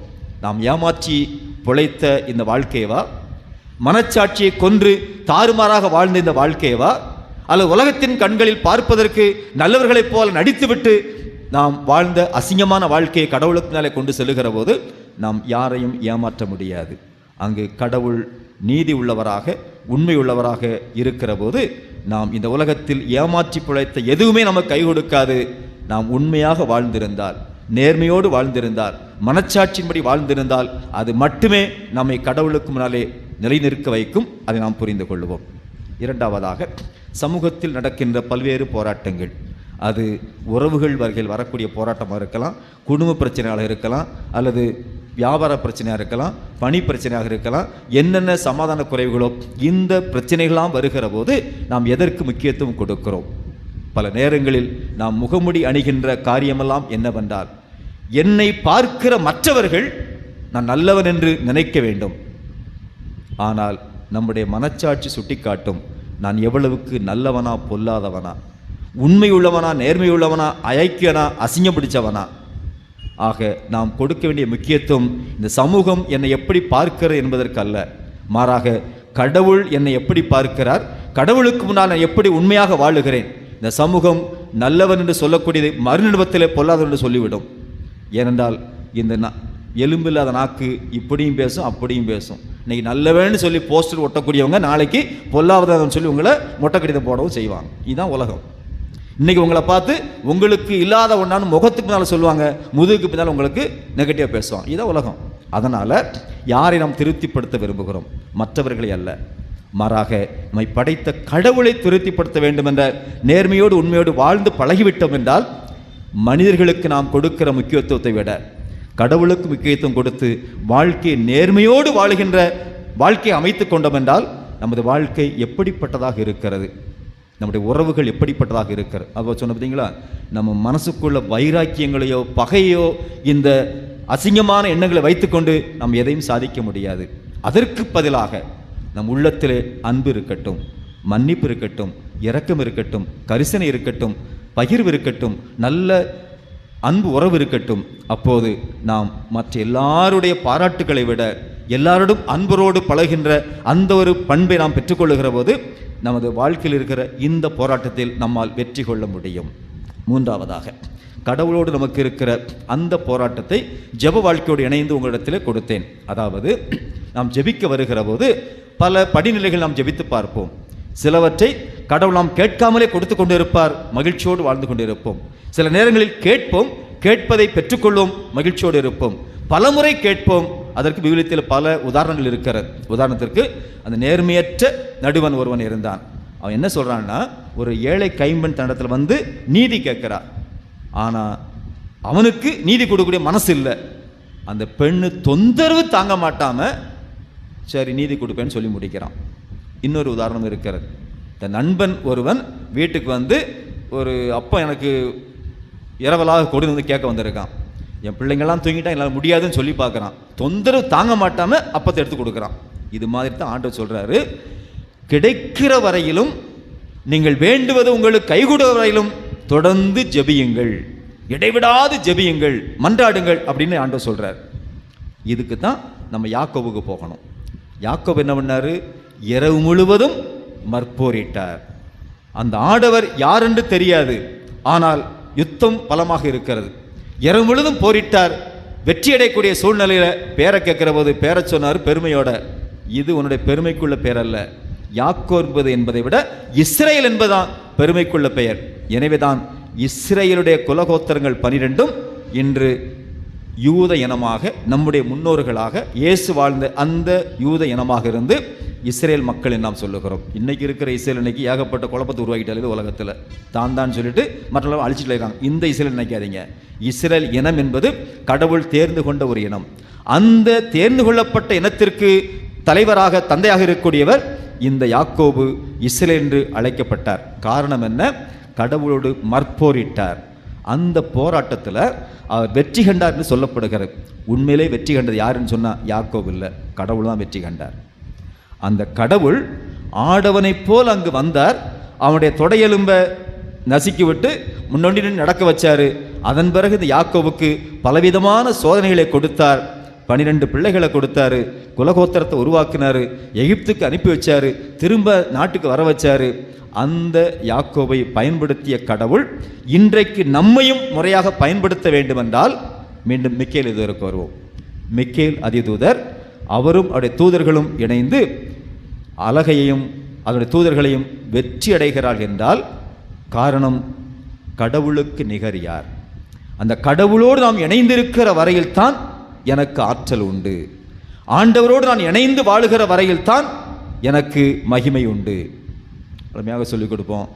when you are with Jesus you become hero, without Jesus you become zero. நாம் இயேசுவோடு இணைந்திருக்கிற போது நாம தான் ஹீரோ. இயேசு நம்மட்டத்தில் இல்லைன்னு சொன்னால் நம்மலாம் பூஜ்ஜியம். இதை நம்ம உணர்ந்தோன்னு சொன்னால் கடவுளை நம்ம போராட வேண்டிய அவசியமே இல்லை. கேட்போம், கிடைக்கிற வரைக்கும் கேட்போம். அதை விட மேலா, கடவுளே உங்கள் விருப்பத்தை எனக்கு கொடுத்துக்கிற போது எனக்குள் எல்லாமே நிறைவாக கிடைக்கும். அப்படிப்பட்ட ஒரு ஜெபுணர்வோடு நாம் வாழ கற்றுக்கொண்டோம் என்றால் கடவுள் நம்முடைய வாழ்க்கை எந்த குறையும் வைக்க மாட்டார். நம்மளை ஜீரோவாக விடவே மாட்டார். எப்போது நம்மை ஹீரோவாக, ஹீரோயினாக உயர்த்தி தான் காட்டுவார். காரணம், மிக்கேலை அவர் உயர்த்தினார். மிக்கேல் இன்னும் நமக்கு பாதுகாவலராக திகழ்கிறார். அவரிடமிருந்து நாம் கற்றுக்கொள்ள வேண்டிய நல்ல பாடம், படிப்பினை கடவுளுக்கு நிகரியார். அந்த நிகரற்ற கடவுளோடு நான் இணைந்து வாழுகின்ற அந்த ஒரு போராட்டத்திலே நான் வெற்றி அடையக்கூடிய நிலையில் நான் ஆண்டோடு இணைந்திருக்கிறேன் என்றால் என் அன்றாட வாழ்க்கையில் எனக்குள் வருகிற போராட்டங்கள், எனக்குள் வருகிற சங்கடங்கள், எனக்குள் வருகிற சவால்கள், பிரச்சனைகள் எதுவாக இருந்தாலும் நான் எப்போதும் ஆண்டவர் பக்கம் நிற்பேன். என் மனச்சாட்சியின் பக்கம் நிற்பேன். நான் என்ற நல்ல மனித நிலையில் கடவுளோடு இணைந்திருக்கிற அன்புறையில் நான் நிலைத்திருப்பேன். இந்த ஒரு நாம் நிலைப்பாட்டை எடுக்கிறோம் என்றால் வெற்றி நமதே. கடவுளோட ஆசை நமக்கு உண்டு. ஆமென். அனைவரும் எழுந்து நமது விசுவாச பிரமாணத்தை அறிக்கையிடுவோம்.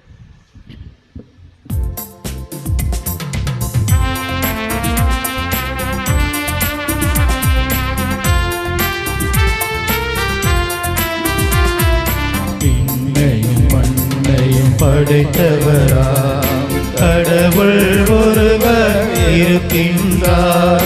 தந்தை, மகன், தூய ஆவியராய் ஒன்றாய் வாழ்வோரை நம்புகிறேன். தூய ஆவியின் வல்லமையால் இறைமகன் நமக்காய் மனிதரானார். கன்னி மரியிடம் பிறந்தவராம் இயேசுவை உறுதியாய் நம்புகிறேன். காத்துவின் ஆட்சியில் பாடுபட்டார், சிலுவையில் இறந்து அடைக்கப்பட்டார். 3ஆம் நாளில் உயிர்த்தெழுந்தார், இறப்பின் மீது வெற்றி கொண்டார். வாழும் தந்தையிடம் அரியணை கொண்டே உலகம் முடியும் காலத்திலே நடுவராய் திரும்பவும் வந்திடுவார். தூய ஆவியாரை நம்புகிறேன், பாரினில் அவர் துணை வேண்டுகிறேன்.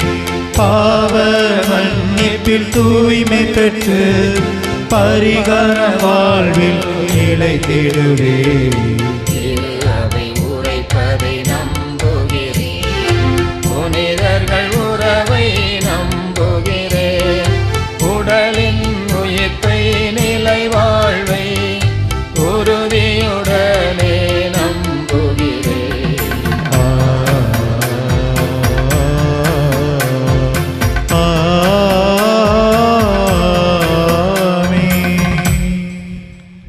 நமது அன்றாட வாழ்க்கையில் சந்திக்கிற ஒவ்வொரு போராட்டத்திலும் ஆண்டவருடைய துணை நமக்கு இருந்தால், நம் ஆண்டவரோடு இணைந்து செயல்பட்டால் வெற்றி எப்போது நமதாகும். அதற்கு ஆண்டவர் நம்மை நிறைவாக ஆசீர்வதிக்க வேண்டும். நாம் அவர் நோக்கி நம்பிக்கையோடு ஜெபிக்க வேண்டும். அன்பு பிள்ளைகளே, கேளுங்கள் உங்களுக்கு கொடுக்கப்படும் என்று நம்ம ஜெபங்களுக்கு ஆண்டவர் அருமையான வாக்குறுதி கொடுத்திருக்கிறார். கடவுளுடைய பிள்ளைகளுக்குரிய பக்தியோடும் பாசத்தோடு உரிமையோடு நமது விண்ணப்பங்களை எடுத்து சொல்லி நாம் ஜெபிப்போம்.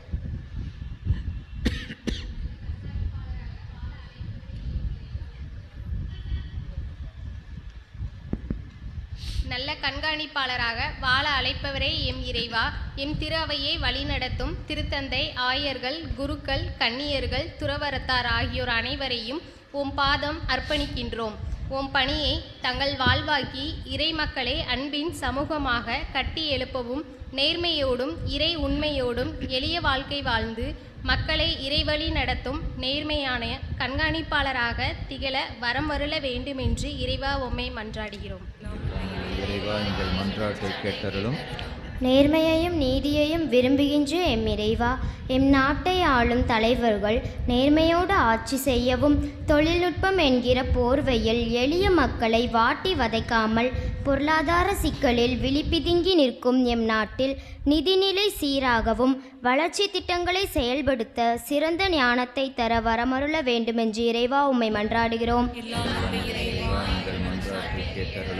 வார்த்தையும் வாழ்வும் இறைவனே எம் இறைவா, இயேசுவும் நானும் என்ற இறை அனுபவத்தை பெற்றிட நாங்கள் அன்றாட விவிலிய வாசிப்பினை பலப்படுத்தி அதன் வழி வாழ வரமருள வேண்டுமென்று இறைவா உம்மை மன்றாடுகிறோம்.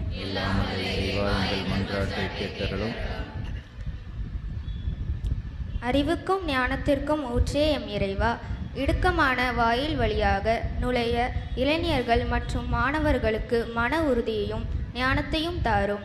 உலகத்தின் கவர்ச்சிகளுக்கும் பரந்த பாதைகளுக்கும் அடிமையாகாமல் சரியான பாதையில் வழிநடத்தப்படவும் உமது அன்பையும் நீதியையும் சமுதாயத்தில் நிலைநாட்ட அருள் புரியும் இறைவா உம்மை மன்றாடுகிறோம்.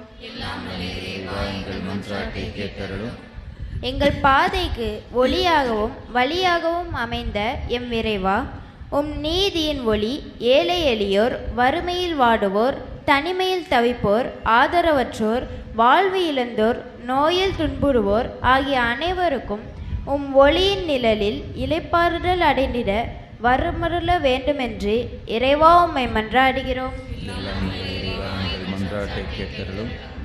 தாயும் தந்தையுமான இறைவா, இன்று திருப்பலியை சிறப்பிக்கும் மிக்கேல் அன்பிய குடும்பங்களை நிறைவாக ஆசீர்வதியும். எவ்வாறு எம் அன்னையாம் கன்னிமரியால் உம்மோடு ஒன்றித்து உம் திருவுளத்தை நிறைவேற்றினாரோ அதே போன்று எம் மக்களும் ஒற்றுமையிலும் சமாதானத்திலும் ஒன்றித்திருந்து உம் திருவுளத்தை நிறைவேற்றுபவர்களாக வாழ வரமருள வேண்டுமென்று இறைவா உம்மை மன்றாடுகிறோம். எங்கள் மன்றாட்டை கேட்டருளும். அன்பு இறைவா, எங்கள் ஊரை நிறைவாக ஆசீர்வதியும். அனைவரும் உடல் உள்ள சுகம் பெற்று தங்கள் கடமைகளை சரிவர செய்யவும், ஒற்றுமையுடன் வாழவும், செய்கின்ற தொழில்களில் வெற்றி காணவும், எமது பங்கின் வளர்ச்சியில் பங்கு தந்தையுடன் முழுமையாக ஒத்துழைக்கவும், எடுத்துக்காட்டான மக்களாக வாழவும் அருள் பொழிய வேண்டுமென்று இறைவா உம்மை மன்றாடுகிறோம். மன்றாட்டை கேட்டருளும். நம்முடைய தனிப்பட்ட கருத்துக்களுக்காகவும் இன்று நம்முடைய திருப்பலியிலே கருத்துக்கள் கூட ஜெபி கேட்டுக்கொண்ட குடும்பங்களுக்காகவும் நம்முடைய வாழ்க்கை போராட்டத்தில் நமக்கு துணை நின்று நமக்கு ஆசீர்வாதங்களையும் உதவிகளையும் கொடுக்கக்கூடிய நல்ல உள்ளங்களுக்காகவும், எதிர்த்திசையிலிருந்து நமக்கு சவால்களையும் சங்கடங்களையும் தோல்விகளையும் கொடுக்கக்கூடிய நம்மை வெறுக்கக்கூடியவர்கள், நாம் வெறுக்கக்கூடியவர்களுக்காகவும், இன்னும் இந்த சமூகத்திலே பொருளாதாரத்திலும் உடல் நலத்திலும் தனிமையிலும் பல்வேறு கஷ்டங்களிலும் இருக்கிற எல்லா மக்களையும் ஆண்டவர் திடப்படுத்தி உறுதிப்படுத்தவும் நம்பிக்கையோடு ஜெபிப்போம்.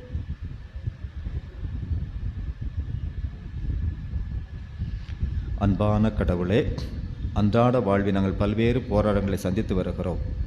ஆனால் மிக்கேல் அதிதூதர் கடவுளுக்கு நிகர் யார் என்ற தைரியத்தோடு தீமைகளை வென்றார். எங்களுக்கும் அவருடைய பரிந்துரையால் தீமைகளை வெல்லக்கூடிய நன்மைகளை எப்போதும் உம்மிடமிருந்து பெற்றுக்கொள்ளக்கூடிய ஆசீர்வாதங்களை அவர் பெற்றுத்தர வேண்டும் நம்பிக்கையோடு நாங்கள் ஜெபிக்கிறோம். நாங்கள் உண்மைத்து மன்றாடி அனைத்து மன்றாட்டுக்களை கனிவோடு செவிமடுத்து எங்கள் தேவைகள் எல்லாவற்றையும் நிறைவேற்றி எங்களை தொடர்ந்து நல்ல பாதையிலே உமது அன்பு பிள்ளைகளாக தொடர்ந்து ஆசீர்வதித்து வழிநடத்த வேண்டும் என்று எங்கள் ஆண்டவராகிய கிறிஸ்து வழியாக மன்றாடுகிறோம். ஆமென்.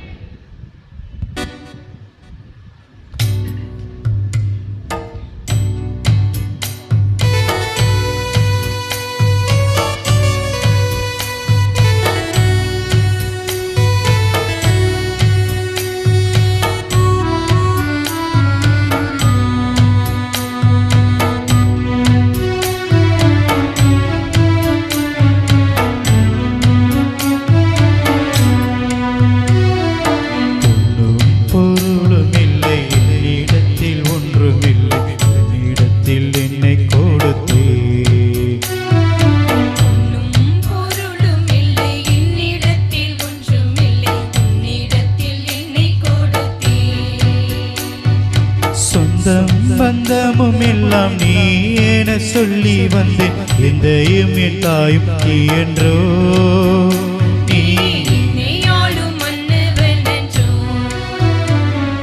பொன்னும் பொருளும் இல்லை இடத்தில் ஒன்றுமில்லை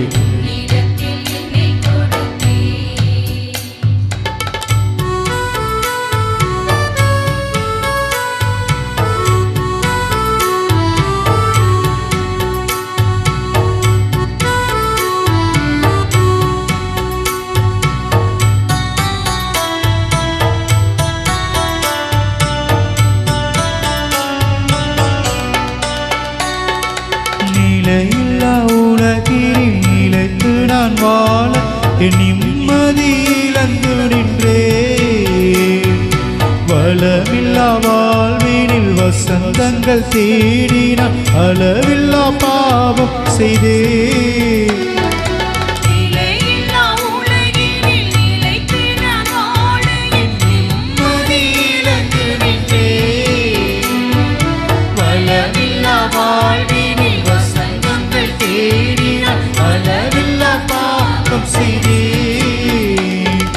தனது இன்னுயிரை பலி என தந்தவரே உனக்கு நான் எதை அளிப்பேன்.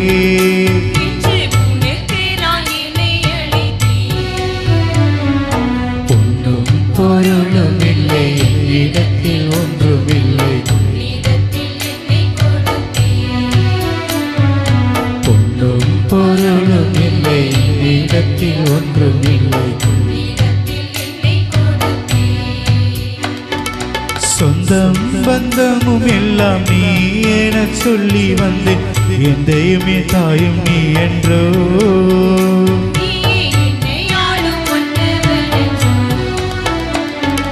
பொன்னும் பொருளும் இல்லை இடத்தில் ஒன்றுமில்லை. உன்னிடத்தில் என்னை கொடுத்தே.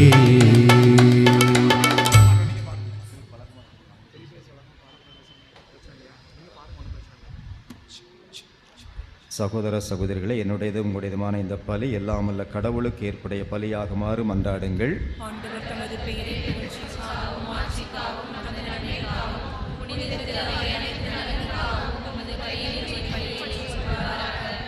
இரக்கமுள்ள இறைவா, உமது அன்பு மக்களாகி எங்களுடைய காணிக்கைகளை கனிவுடன் ஏற்றுக்கொள்ள அன்போடு உம்மை வேண்டுகின்றோம். நம்பிக்கையோடும் பக்தியோடும் நாங்கள் அவற்றை அறிக்கையிடுகின்றோமோ அவற்றை விண்ணக அடையாளங்களால் பெற்றுக்கொள்ள அருள் புரிய வேண்டுமென்று எங்கள் ஆண்டவராகிய கிறிஸ்து வழியாக உம்மை மன்றாடுகிறோம்.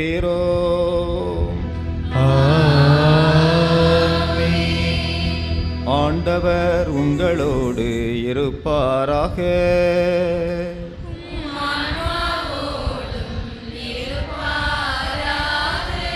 இதயங்களை மேலே எழுப்புங்கள். நம் இறைவனாகி ஆண்டவருக்கு நன்றி கூறுவோம்.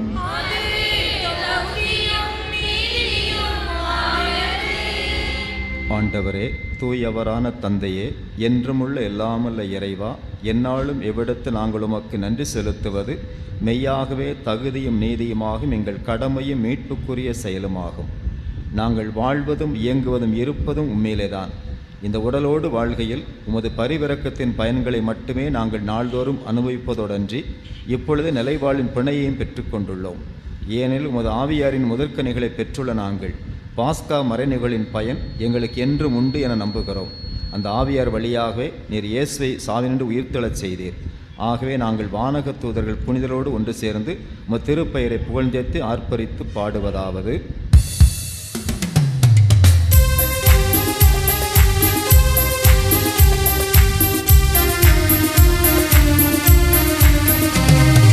தூயவர் தூயவர் தூயவர் வான்படைகளின் கடவுளம் ஆண்டவர்.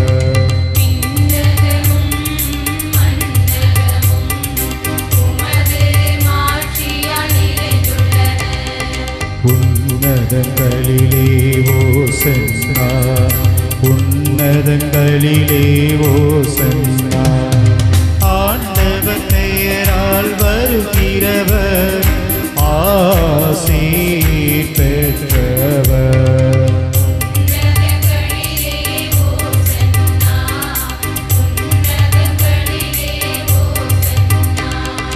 ஓசன்னா ஓசன்னா ஓசன்னா ஓசன்னா.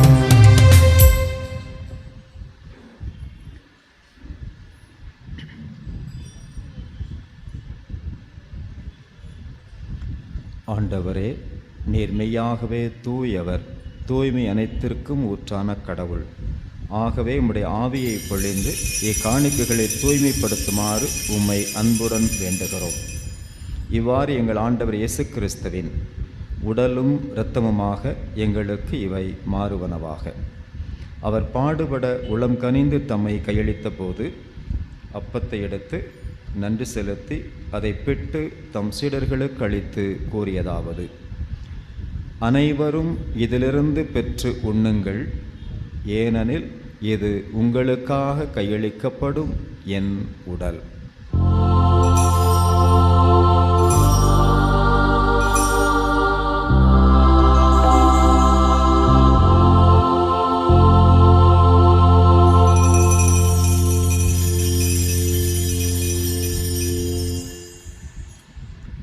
அவ்வண்ணமே இரவிருந்தி அருந்தியபின் கிண்ணத்தையும் எடுத்து மீண்டும் உமக்கு நன்றி செலுத்தி தம் சீடர்களுக்கு அளித்து அவர் கூறியதாவது: அனைவரும் இதிலிருந்து பெற்று பருகுங்கள், ஏனெனில் இது புதிய நிலையான உடன்படிக்கைக்குரிய என் இரத்தத்தின் கிண்ணம்.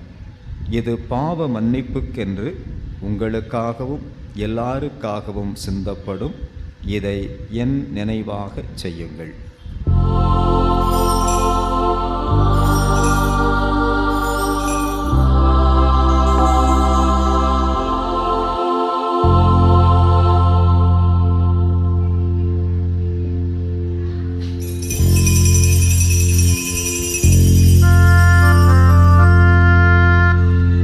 நம்பிக்கையின் மறைபொருள். ஆண்டவரே, நீர் வருமளவோ உமது இறப்பினை அறிக்கையிடுகின்றோ, உமது உயிர்ப்பினையோ எடுத்துரைக்கின்றோ. ஆகவே ஆண்டவரே, நாங்கள் கிறிஸ்துவின் இறப்பையும் உயிர்ப்பையும் நினைவு கூர்ந்து வாழ்வு தரும் அப்பத்தையும் மீட்பளிக்கும் கிண்ணத்தையும் உமக்கு ஒப்புக் கொடுக்கின்றோம். உம் திருமுன் என்று தகுந்த முறையில் ஊழியம் பெறுகிற பிள்ளைகளாக தேர்ந்தெடுத்ததற்காக நன்றி செலுத்துகிறோம். மேலும் கிறிஸ்துவின் உடலிலும் இரத்தத்திலும் பங்கு கொள்ளப் போகிற எங்களை தூய ஆவியார் எங்களை புனிதப்படுத்தி எப்போதும் உமது சார்பாக நின்று உமது ஆற்றலை பெற்று நன்மையின் மக்களாக திகழ எங்களை வழிநடத்துமாறு உம்மை அன்போடு வேண்டுகிறோம். ஆண்டவரே, உலகெங்கும் பரவியிருக்கும் உமது திரு அவையை நினைவு கூர்ந்தருளும். எங்கள் திருத்தந்தை லியோ, எங்கள் மறைமாவட்ட பரிபாலகர் மோட்சராஜன், எல்லா திருநிலையினர் ஆகிய அனைவரோடும் உமது திரு அவை அன்பில் நிறைவு பெறச் செய்தருளும். மேலும் உயிர்த்தெழும் எதிர்நோக்குடன் துயில் கொள்ளும் எங்கள் சகோதர சகோதரிகளையும் இறந்தோர் அனைவரையும் இரக்கத்துடன் நினைவு கூர்ந்து உமது திருமுக ஒளியினுள் ஏற்றருளும். எங்கள் அனைவர் மீதும் இரக்கமாயிரும். கடவுளின் கன்னித்தாயான புனித மரியா, அவருடைய கணவரான புனித யோசேப்பு, புனித திரு தூதர்கள், எங்கள் பாதுகாவலர், இவ்வுலகில் உமக்கு உகந்தவராய் இருந்தோராகிய புனிதர் அனைவருடனும் நாங்கள் நிலை வாழ்வில் பங்கு கொள்ளும் தகுதி பெற்று உம் திருமகன் இயேசு கிறிஸ்து வழியாக உம்மை புகழ்ந்தேத்து மரமருள உம்மை மன்றாடுகிறோம்.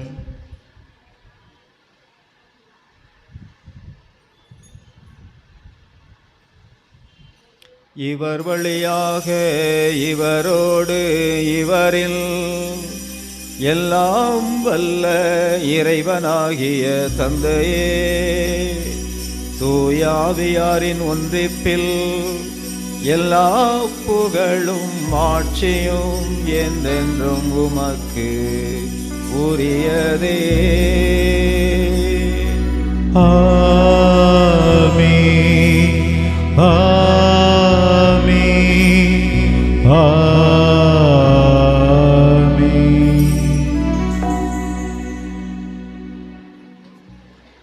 கடவுளை தந்தை என்று அழைத்து ஜெபிக்க நம் ஆண்டவர் கிறிஸ்து கற்பித்துள்ளார்.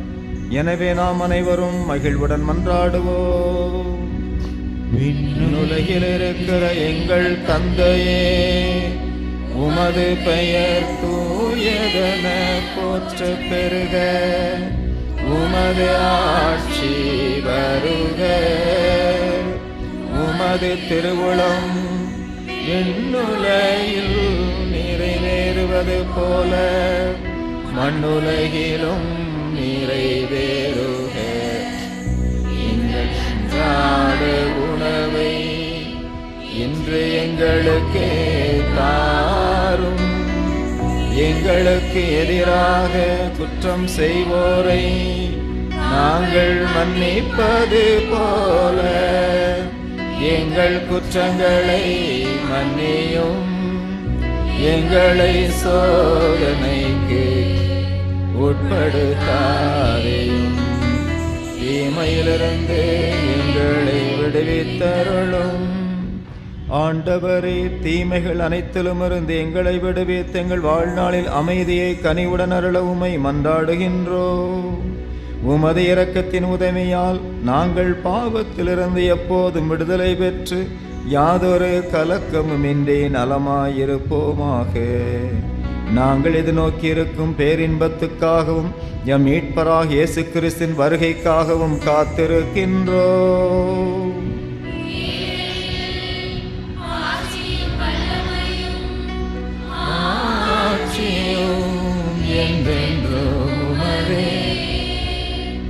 ஆண்டவராய் இயேசு கிறிஸ்துவே, அமைதியும் ஆசிரியம் கொடுத்து எங்களை நலமோடு வழிநடத்துகிற அன்பான தெய்வமே, எங்கள் வாழ்க்கையில் நாங்கள் எதிர் செல்கின்ற போராட்டங்களில் பல நேரங்களில் தோல்வியடைந்து தோய்ந்து விடுகிறோம்.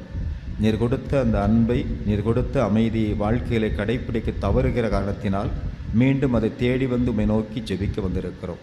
எங்களிடம் இருக்கிற குற்றங்குறைகளை பாராது திருவையில் நம்பிக்கையோடு இணைந்து ஜெபிக்க எங்களை கருணையோடு கண்ணோக்கி எங்கள் உள்ளங்களுக்கு உண்மையான அமைதியும் குடும்பங்களுக்கு சமாதானத்தையும் இந்த சமூகத்தில் நிறைவான ஒற்றுமையும் தந்து நாங்கள் எல்லாரோடும் நல் உறவோடும் மன அமைதியோடும் சமாதானத்தோடும் வாழ திருவிழம் கொள்வீராக. என்றென்று வாழ்ந்து ஆட்சி செய்கின்றவர் நீரே. ஆண்டவருடைய சமாதானம் உங்களோடு என்றும் இருப்பதாக.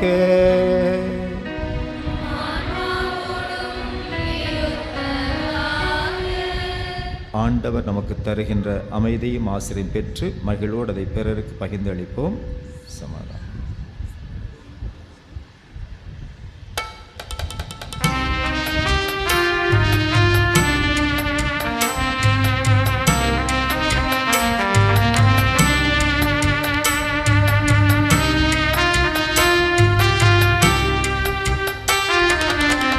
உலகின் பாவம் போக்கும் இறைவனின் செம்மறியே,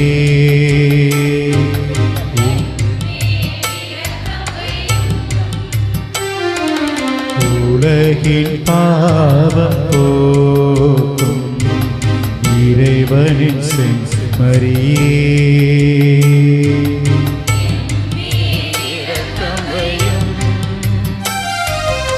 உலகின் பாவம் போக்கும் இறைவனின் செம்மறியே, எமக்கு அமைதி அருளும்.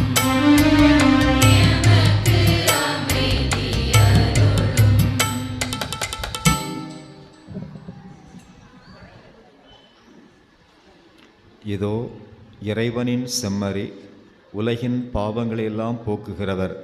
அன்றாட வாழ்க்கையில் நாம் சந்திக்கிற அனைத்து போராட்டங்களிலும் நம்மோடு உடனிருந்து வெற்றிக்கான வழிகளை கற்றுக் கொடுத்து நம்மை ஆசீர்வதிக்கிற ஆண்டவர். இவர் தருகிற திருவிருந்திற்கு அழைக்கப்படுகிற எல்லாரும் பேறு பெற்றவர்கள்.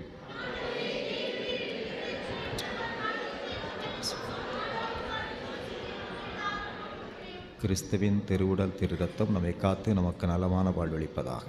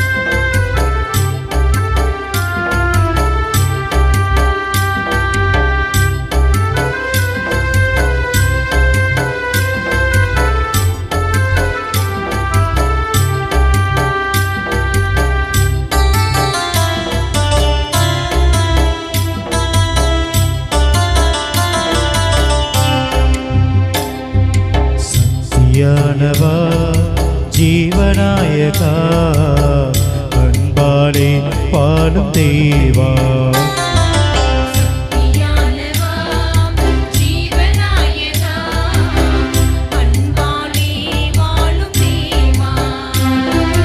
ஆதி அந்தமாய் அருள் நீதி உண்மையாய் என்றென்றும் வாழும் தேவா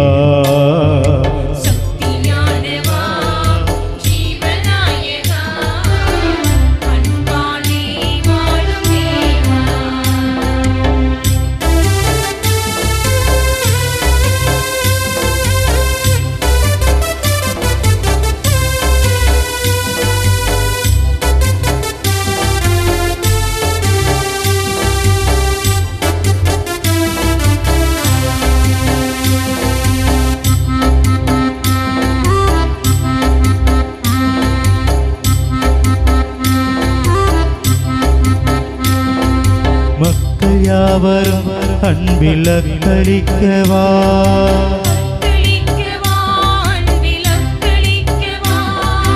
அச்சமின்றியே வாழ்வில் ஒத்துழைக்கவா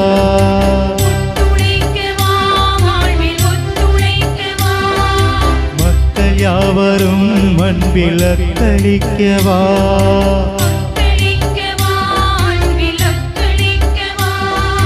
அச்சமின்றியே வாழ்வில் ஒத்துழைக்கவா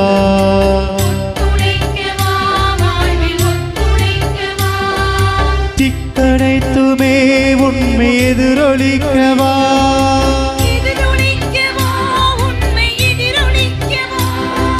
யுத்தம் நீக்கியே அமைதி உதிக்க செய்யவா உதிக்க செய்யவா அமைதி உதிக்க செய்யவா பூமி எங்குமே நெஞ்சும் யாவும் தங்கியே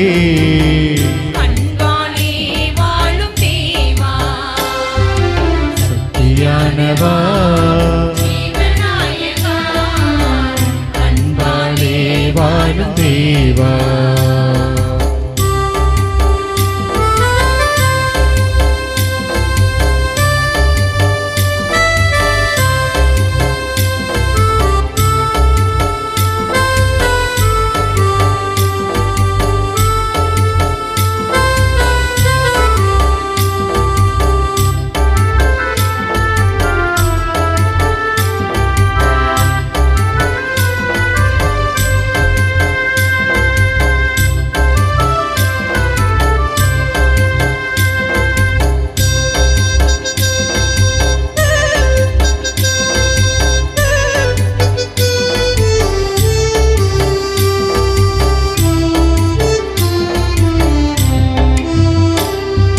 வறுமை போக்கியே வளமை மகிழ்வளிக்கவா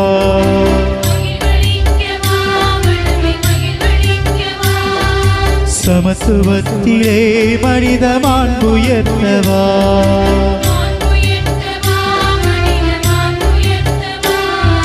வறுமை போக்கியே வளமை மகிழ்வளிக்கவா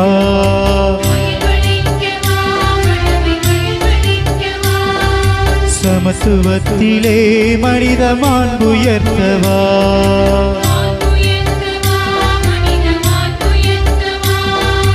ஆணவத்தையே வென்று பணிய வைக்கவா பணிய வைக்கவா வென்று பணிய வைக்கவா தாழ்ச்சி கொண்டவர் உள்ள மூக்கமூட்டவா ஊக்கமூட்டவா உள்ள மூக்கமூட்டவா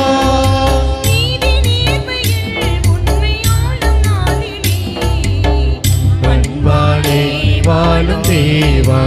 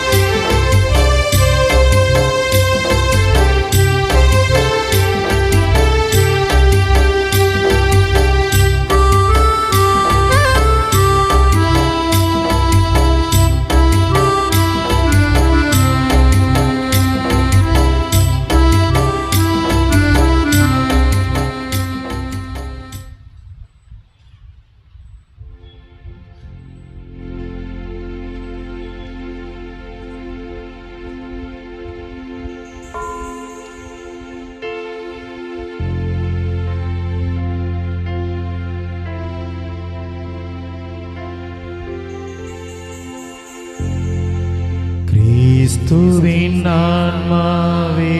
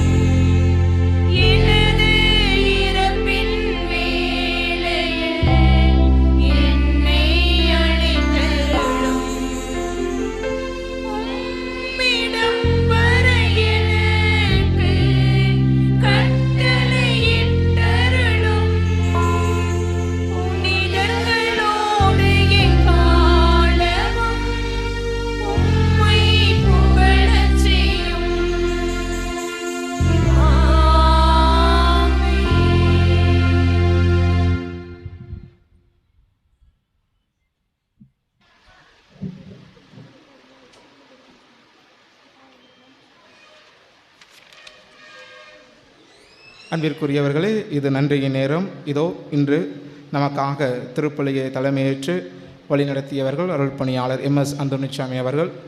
கடவுளோடும் மனிதரோடும் போராடியவர்.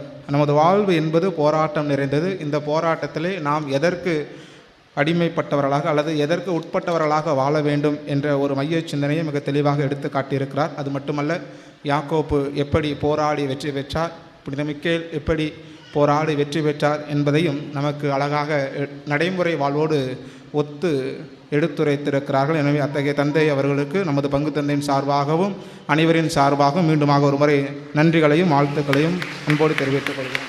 Thank you father. அன்பிற்குரியவர்களை, இன்று இந்த திருப்பலியை மிகச் சிறப்பாக வழிநடத்தி சிறப்பு செய்தவர்கள் மிக்கேல் அன்பிய குடும்பத்தார். அந்த குடும்பத்தார் ஒவ்வொரு உறுப்பினர்களுக்கும் பங்கு தந்தையின் சார்பாக பாராட்டுக்களையும் வாழ்த்துக்களையும் அன்போடு தெரிவித்துக் கொள்கிறோம். அன்பிற்குரியவர்கள், இன்று நமக்கு கலைமுத்து இசை நாட்டிய பள்ளி பெருமையுடன் வழங்கக்கூடிய சலங்கைகள் ஜதிகள் பரதநாட்டியம் இந்த நிகழ்ச்சியை ஏற்பாடு செய்திருக்கக்கூடிய திரு ஜோசப் நெல்சன், திருமதி டி சுகாதியா பாக்கியராணி கிருஷ்ணாபுரம், திரு செல்லத்துறை நாட்டார்குளம் அவர்களுக்கும் நமது பங்கு தந்தையின் சார்பாகவும் நம் கூடியிருக்கக்கூடிய அனைவர் சார்பாகவும் வாழ்த்துக்களையும் பாராட்டுக்களையும் நன்றிகளையும் அன்போடு தெரிவித்துக் கொள்வோம். அன்பிற்குரியவர்களே, இன்றைய மறையுரையிலிருந்து 3 கேள்விகள். முதல் கேள்வி, அன்றாடம் சந்திக்கும் 3 விதமான போராட்டங்கள் என்ன? நம்முடைய வாழ்க்கையில் நாம் அன்றாடம் சந்திக்கும் 3 விதமான போராட்டங்கள் என்ன? இரண்டாவது கேள்வி, நம்முடைய வாழ்வை சோதித்து பார்ப்பது என்ன? நம்முடைய வாழ்வை அன்றும் இன்றும் சோதித்து பார்ப்பவை என்ன? மூன்றாவது கேள்வி, தலைமகனுக்குரிய உரிமையை ஏமாற்றி பெற்றவர் யார்? அவர் எப்பொழுது ஏமாற்றி பெற்றார்? எதை வைத்து பெற்றுக்கொண்டார்? தலைமகனுக்குரிய உரிமையை ஏமாற்றி பெற்றவர் யார்? எப்பொழுது அதை பெற்றுக்கொண்டார்? எதை வைத்து அதை பெற்றுக்கொண்டார்? ஒரே கேள்வியில் 3 பதில் இருக்கணும். சரிதானா? 3 கேள்வி. மீண்டுமாக, நம்முடைய அன்றாட வாழ்க்கையில் சந்திக்கக்கூடிய 3 விதமான போராட்டங்கள் என்ன? இரண்டாவது கேள்வி, நம்முடைய வாழ்வை அன்றும் இன்றும் சோதித்து பார்ப்பது என்ன? மூன்றாவதாக, தலைமகனுக்குரிய உரிமையை ஏமாற்றி பெற்றவர் யார்? எப்பொழுது பெற்றுக்கொண்டார்? எதை வைத்து அவர் பெற்றுக்கொண்டார்? சரிதானா? நேற்றைய தினத்திலே நமது கேள்விகளுக்கு 61 நபர்கள் பதில் எழுதியிருக்கிறார்கள். அதிலே 5 நபர்கள் ஒரு சில கேள்விகளுக்கு தவறான விடைகளை எழுதியிருக்கிறார்கள். அந்த 5 நபர்களை தவிர்த்து விட்டு மற்றவர்களுக்கான பெயர் இந்த குழுக்கள் முறையில் இப்போது எடுக்கப்படுகிறது. அந்த சீட்டை நமக்கு இந்த திருப்பலி நிறைவேற்றி ஜெபித்த தந்தை அவர்கள் எடுப்பார்கள்.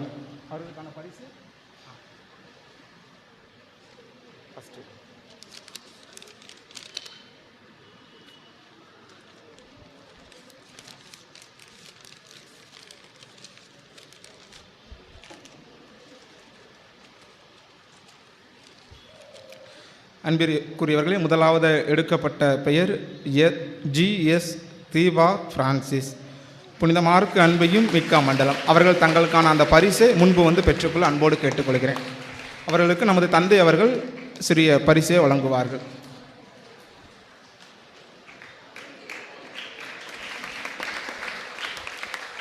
இரண்டாவது பெயர் ஸ்ரீனா நிர்மல், மார்க்கு அன்பியத்தை சார்ந்தவர்கள்.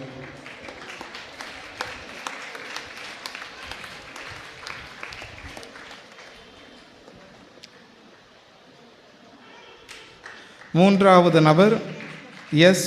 மைக்கேல் ராஜன், மிக்கேல் அன்பியத்தை சார்ந்தவர்.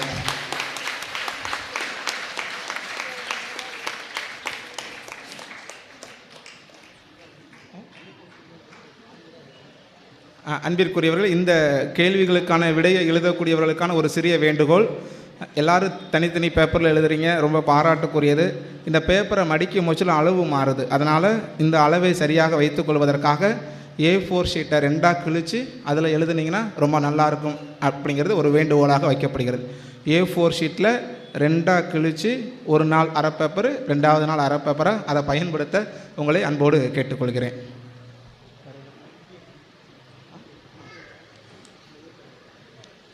அன்பியம் கட்டாயம் எழுதப்பட வேண்டும். அன்பியம் இல்லாதவர்கள் தங்களது ஊர் பெயரை எழுத அன்போடு கேட்டுக்கொள்கிறோம்.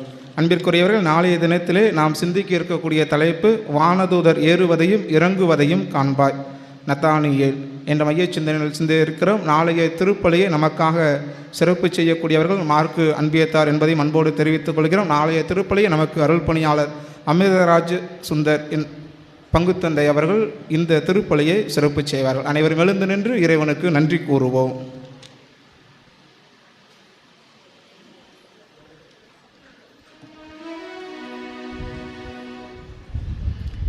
மன்றாடுவோமாக.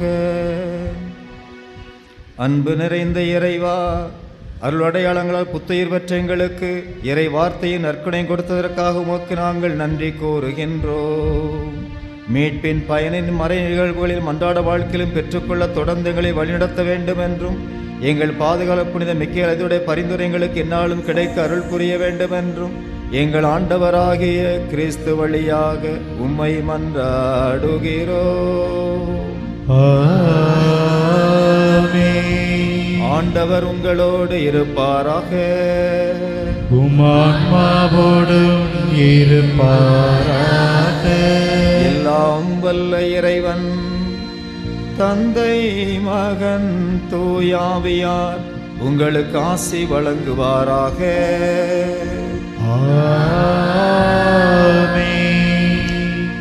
மிக்கேல் அதிதரின் வழிமுறைகளை பின்பற்றி வாழ்க்கை போராட்டங்கள் எப்போதும் வெற்றி அடைந்து ஆண்டுடைய ஆசையோடு நலமோடு வாழ சென்று வாழுங்கள். திருப்பலி நிறைவேறிற்று. இறைவனுக்கு நன்றி.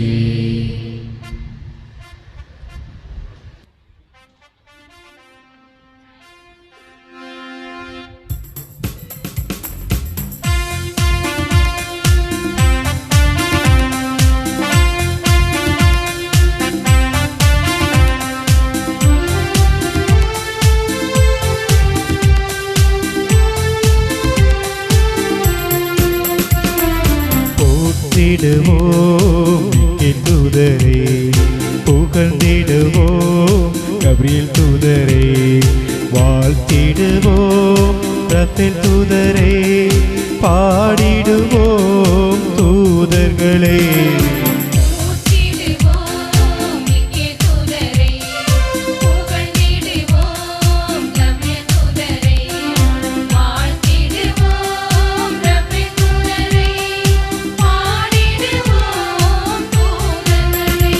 ஆகா சந்தோஷம் பெருகிடுதே நம் தூதர்கள் திருநாளிலே.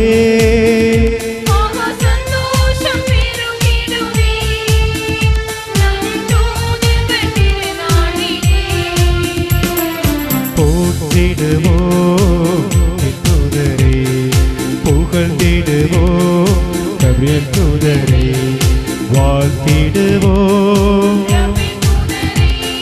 பாடிடுவோம் தூதர்களே.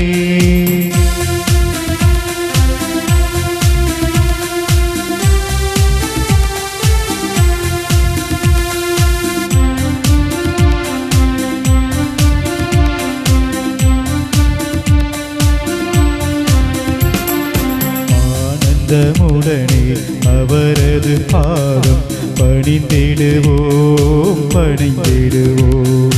உலகினை தாங்கி இன்னல்கள் விளைவிக்கும் அலகையினை விரட்டிடவே.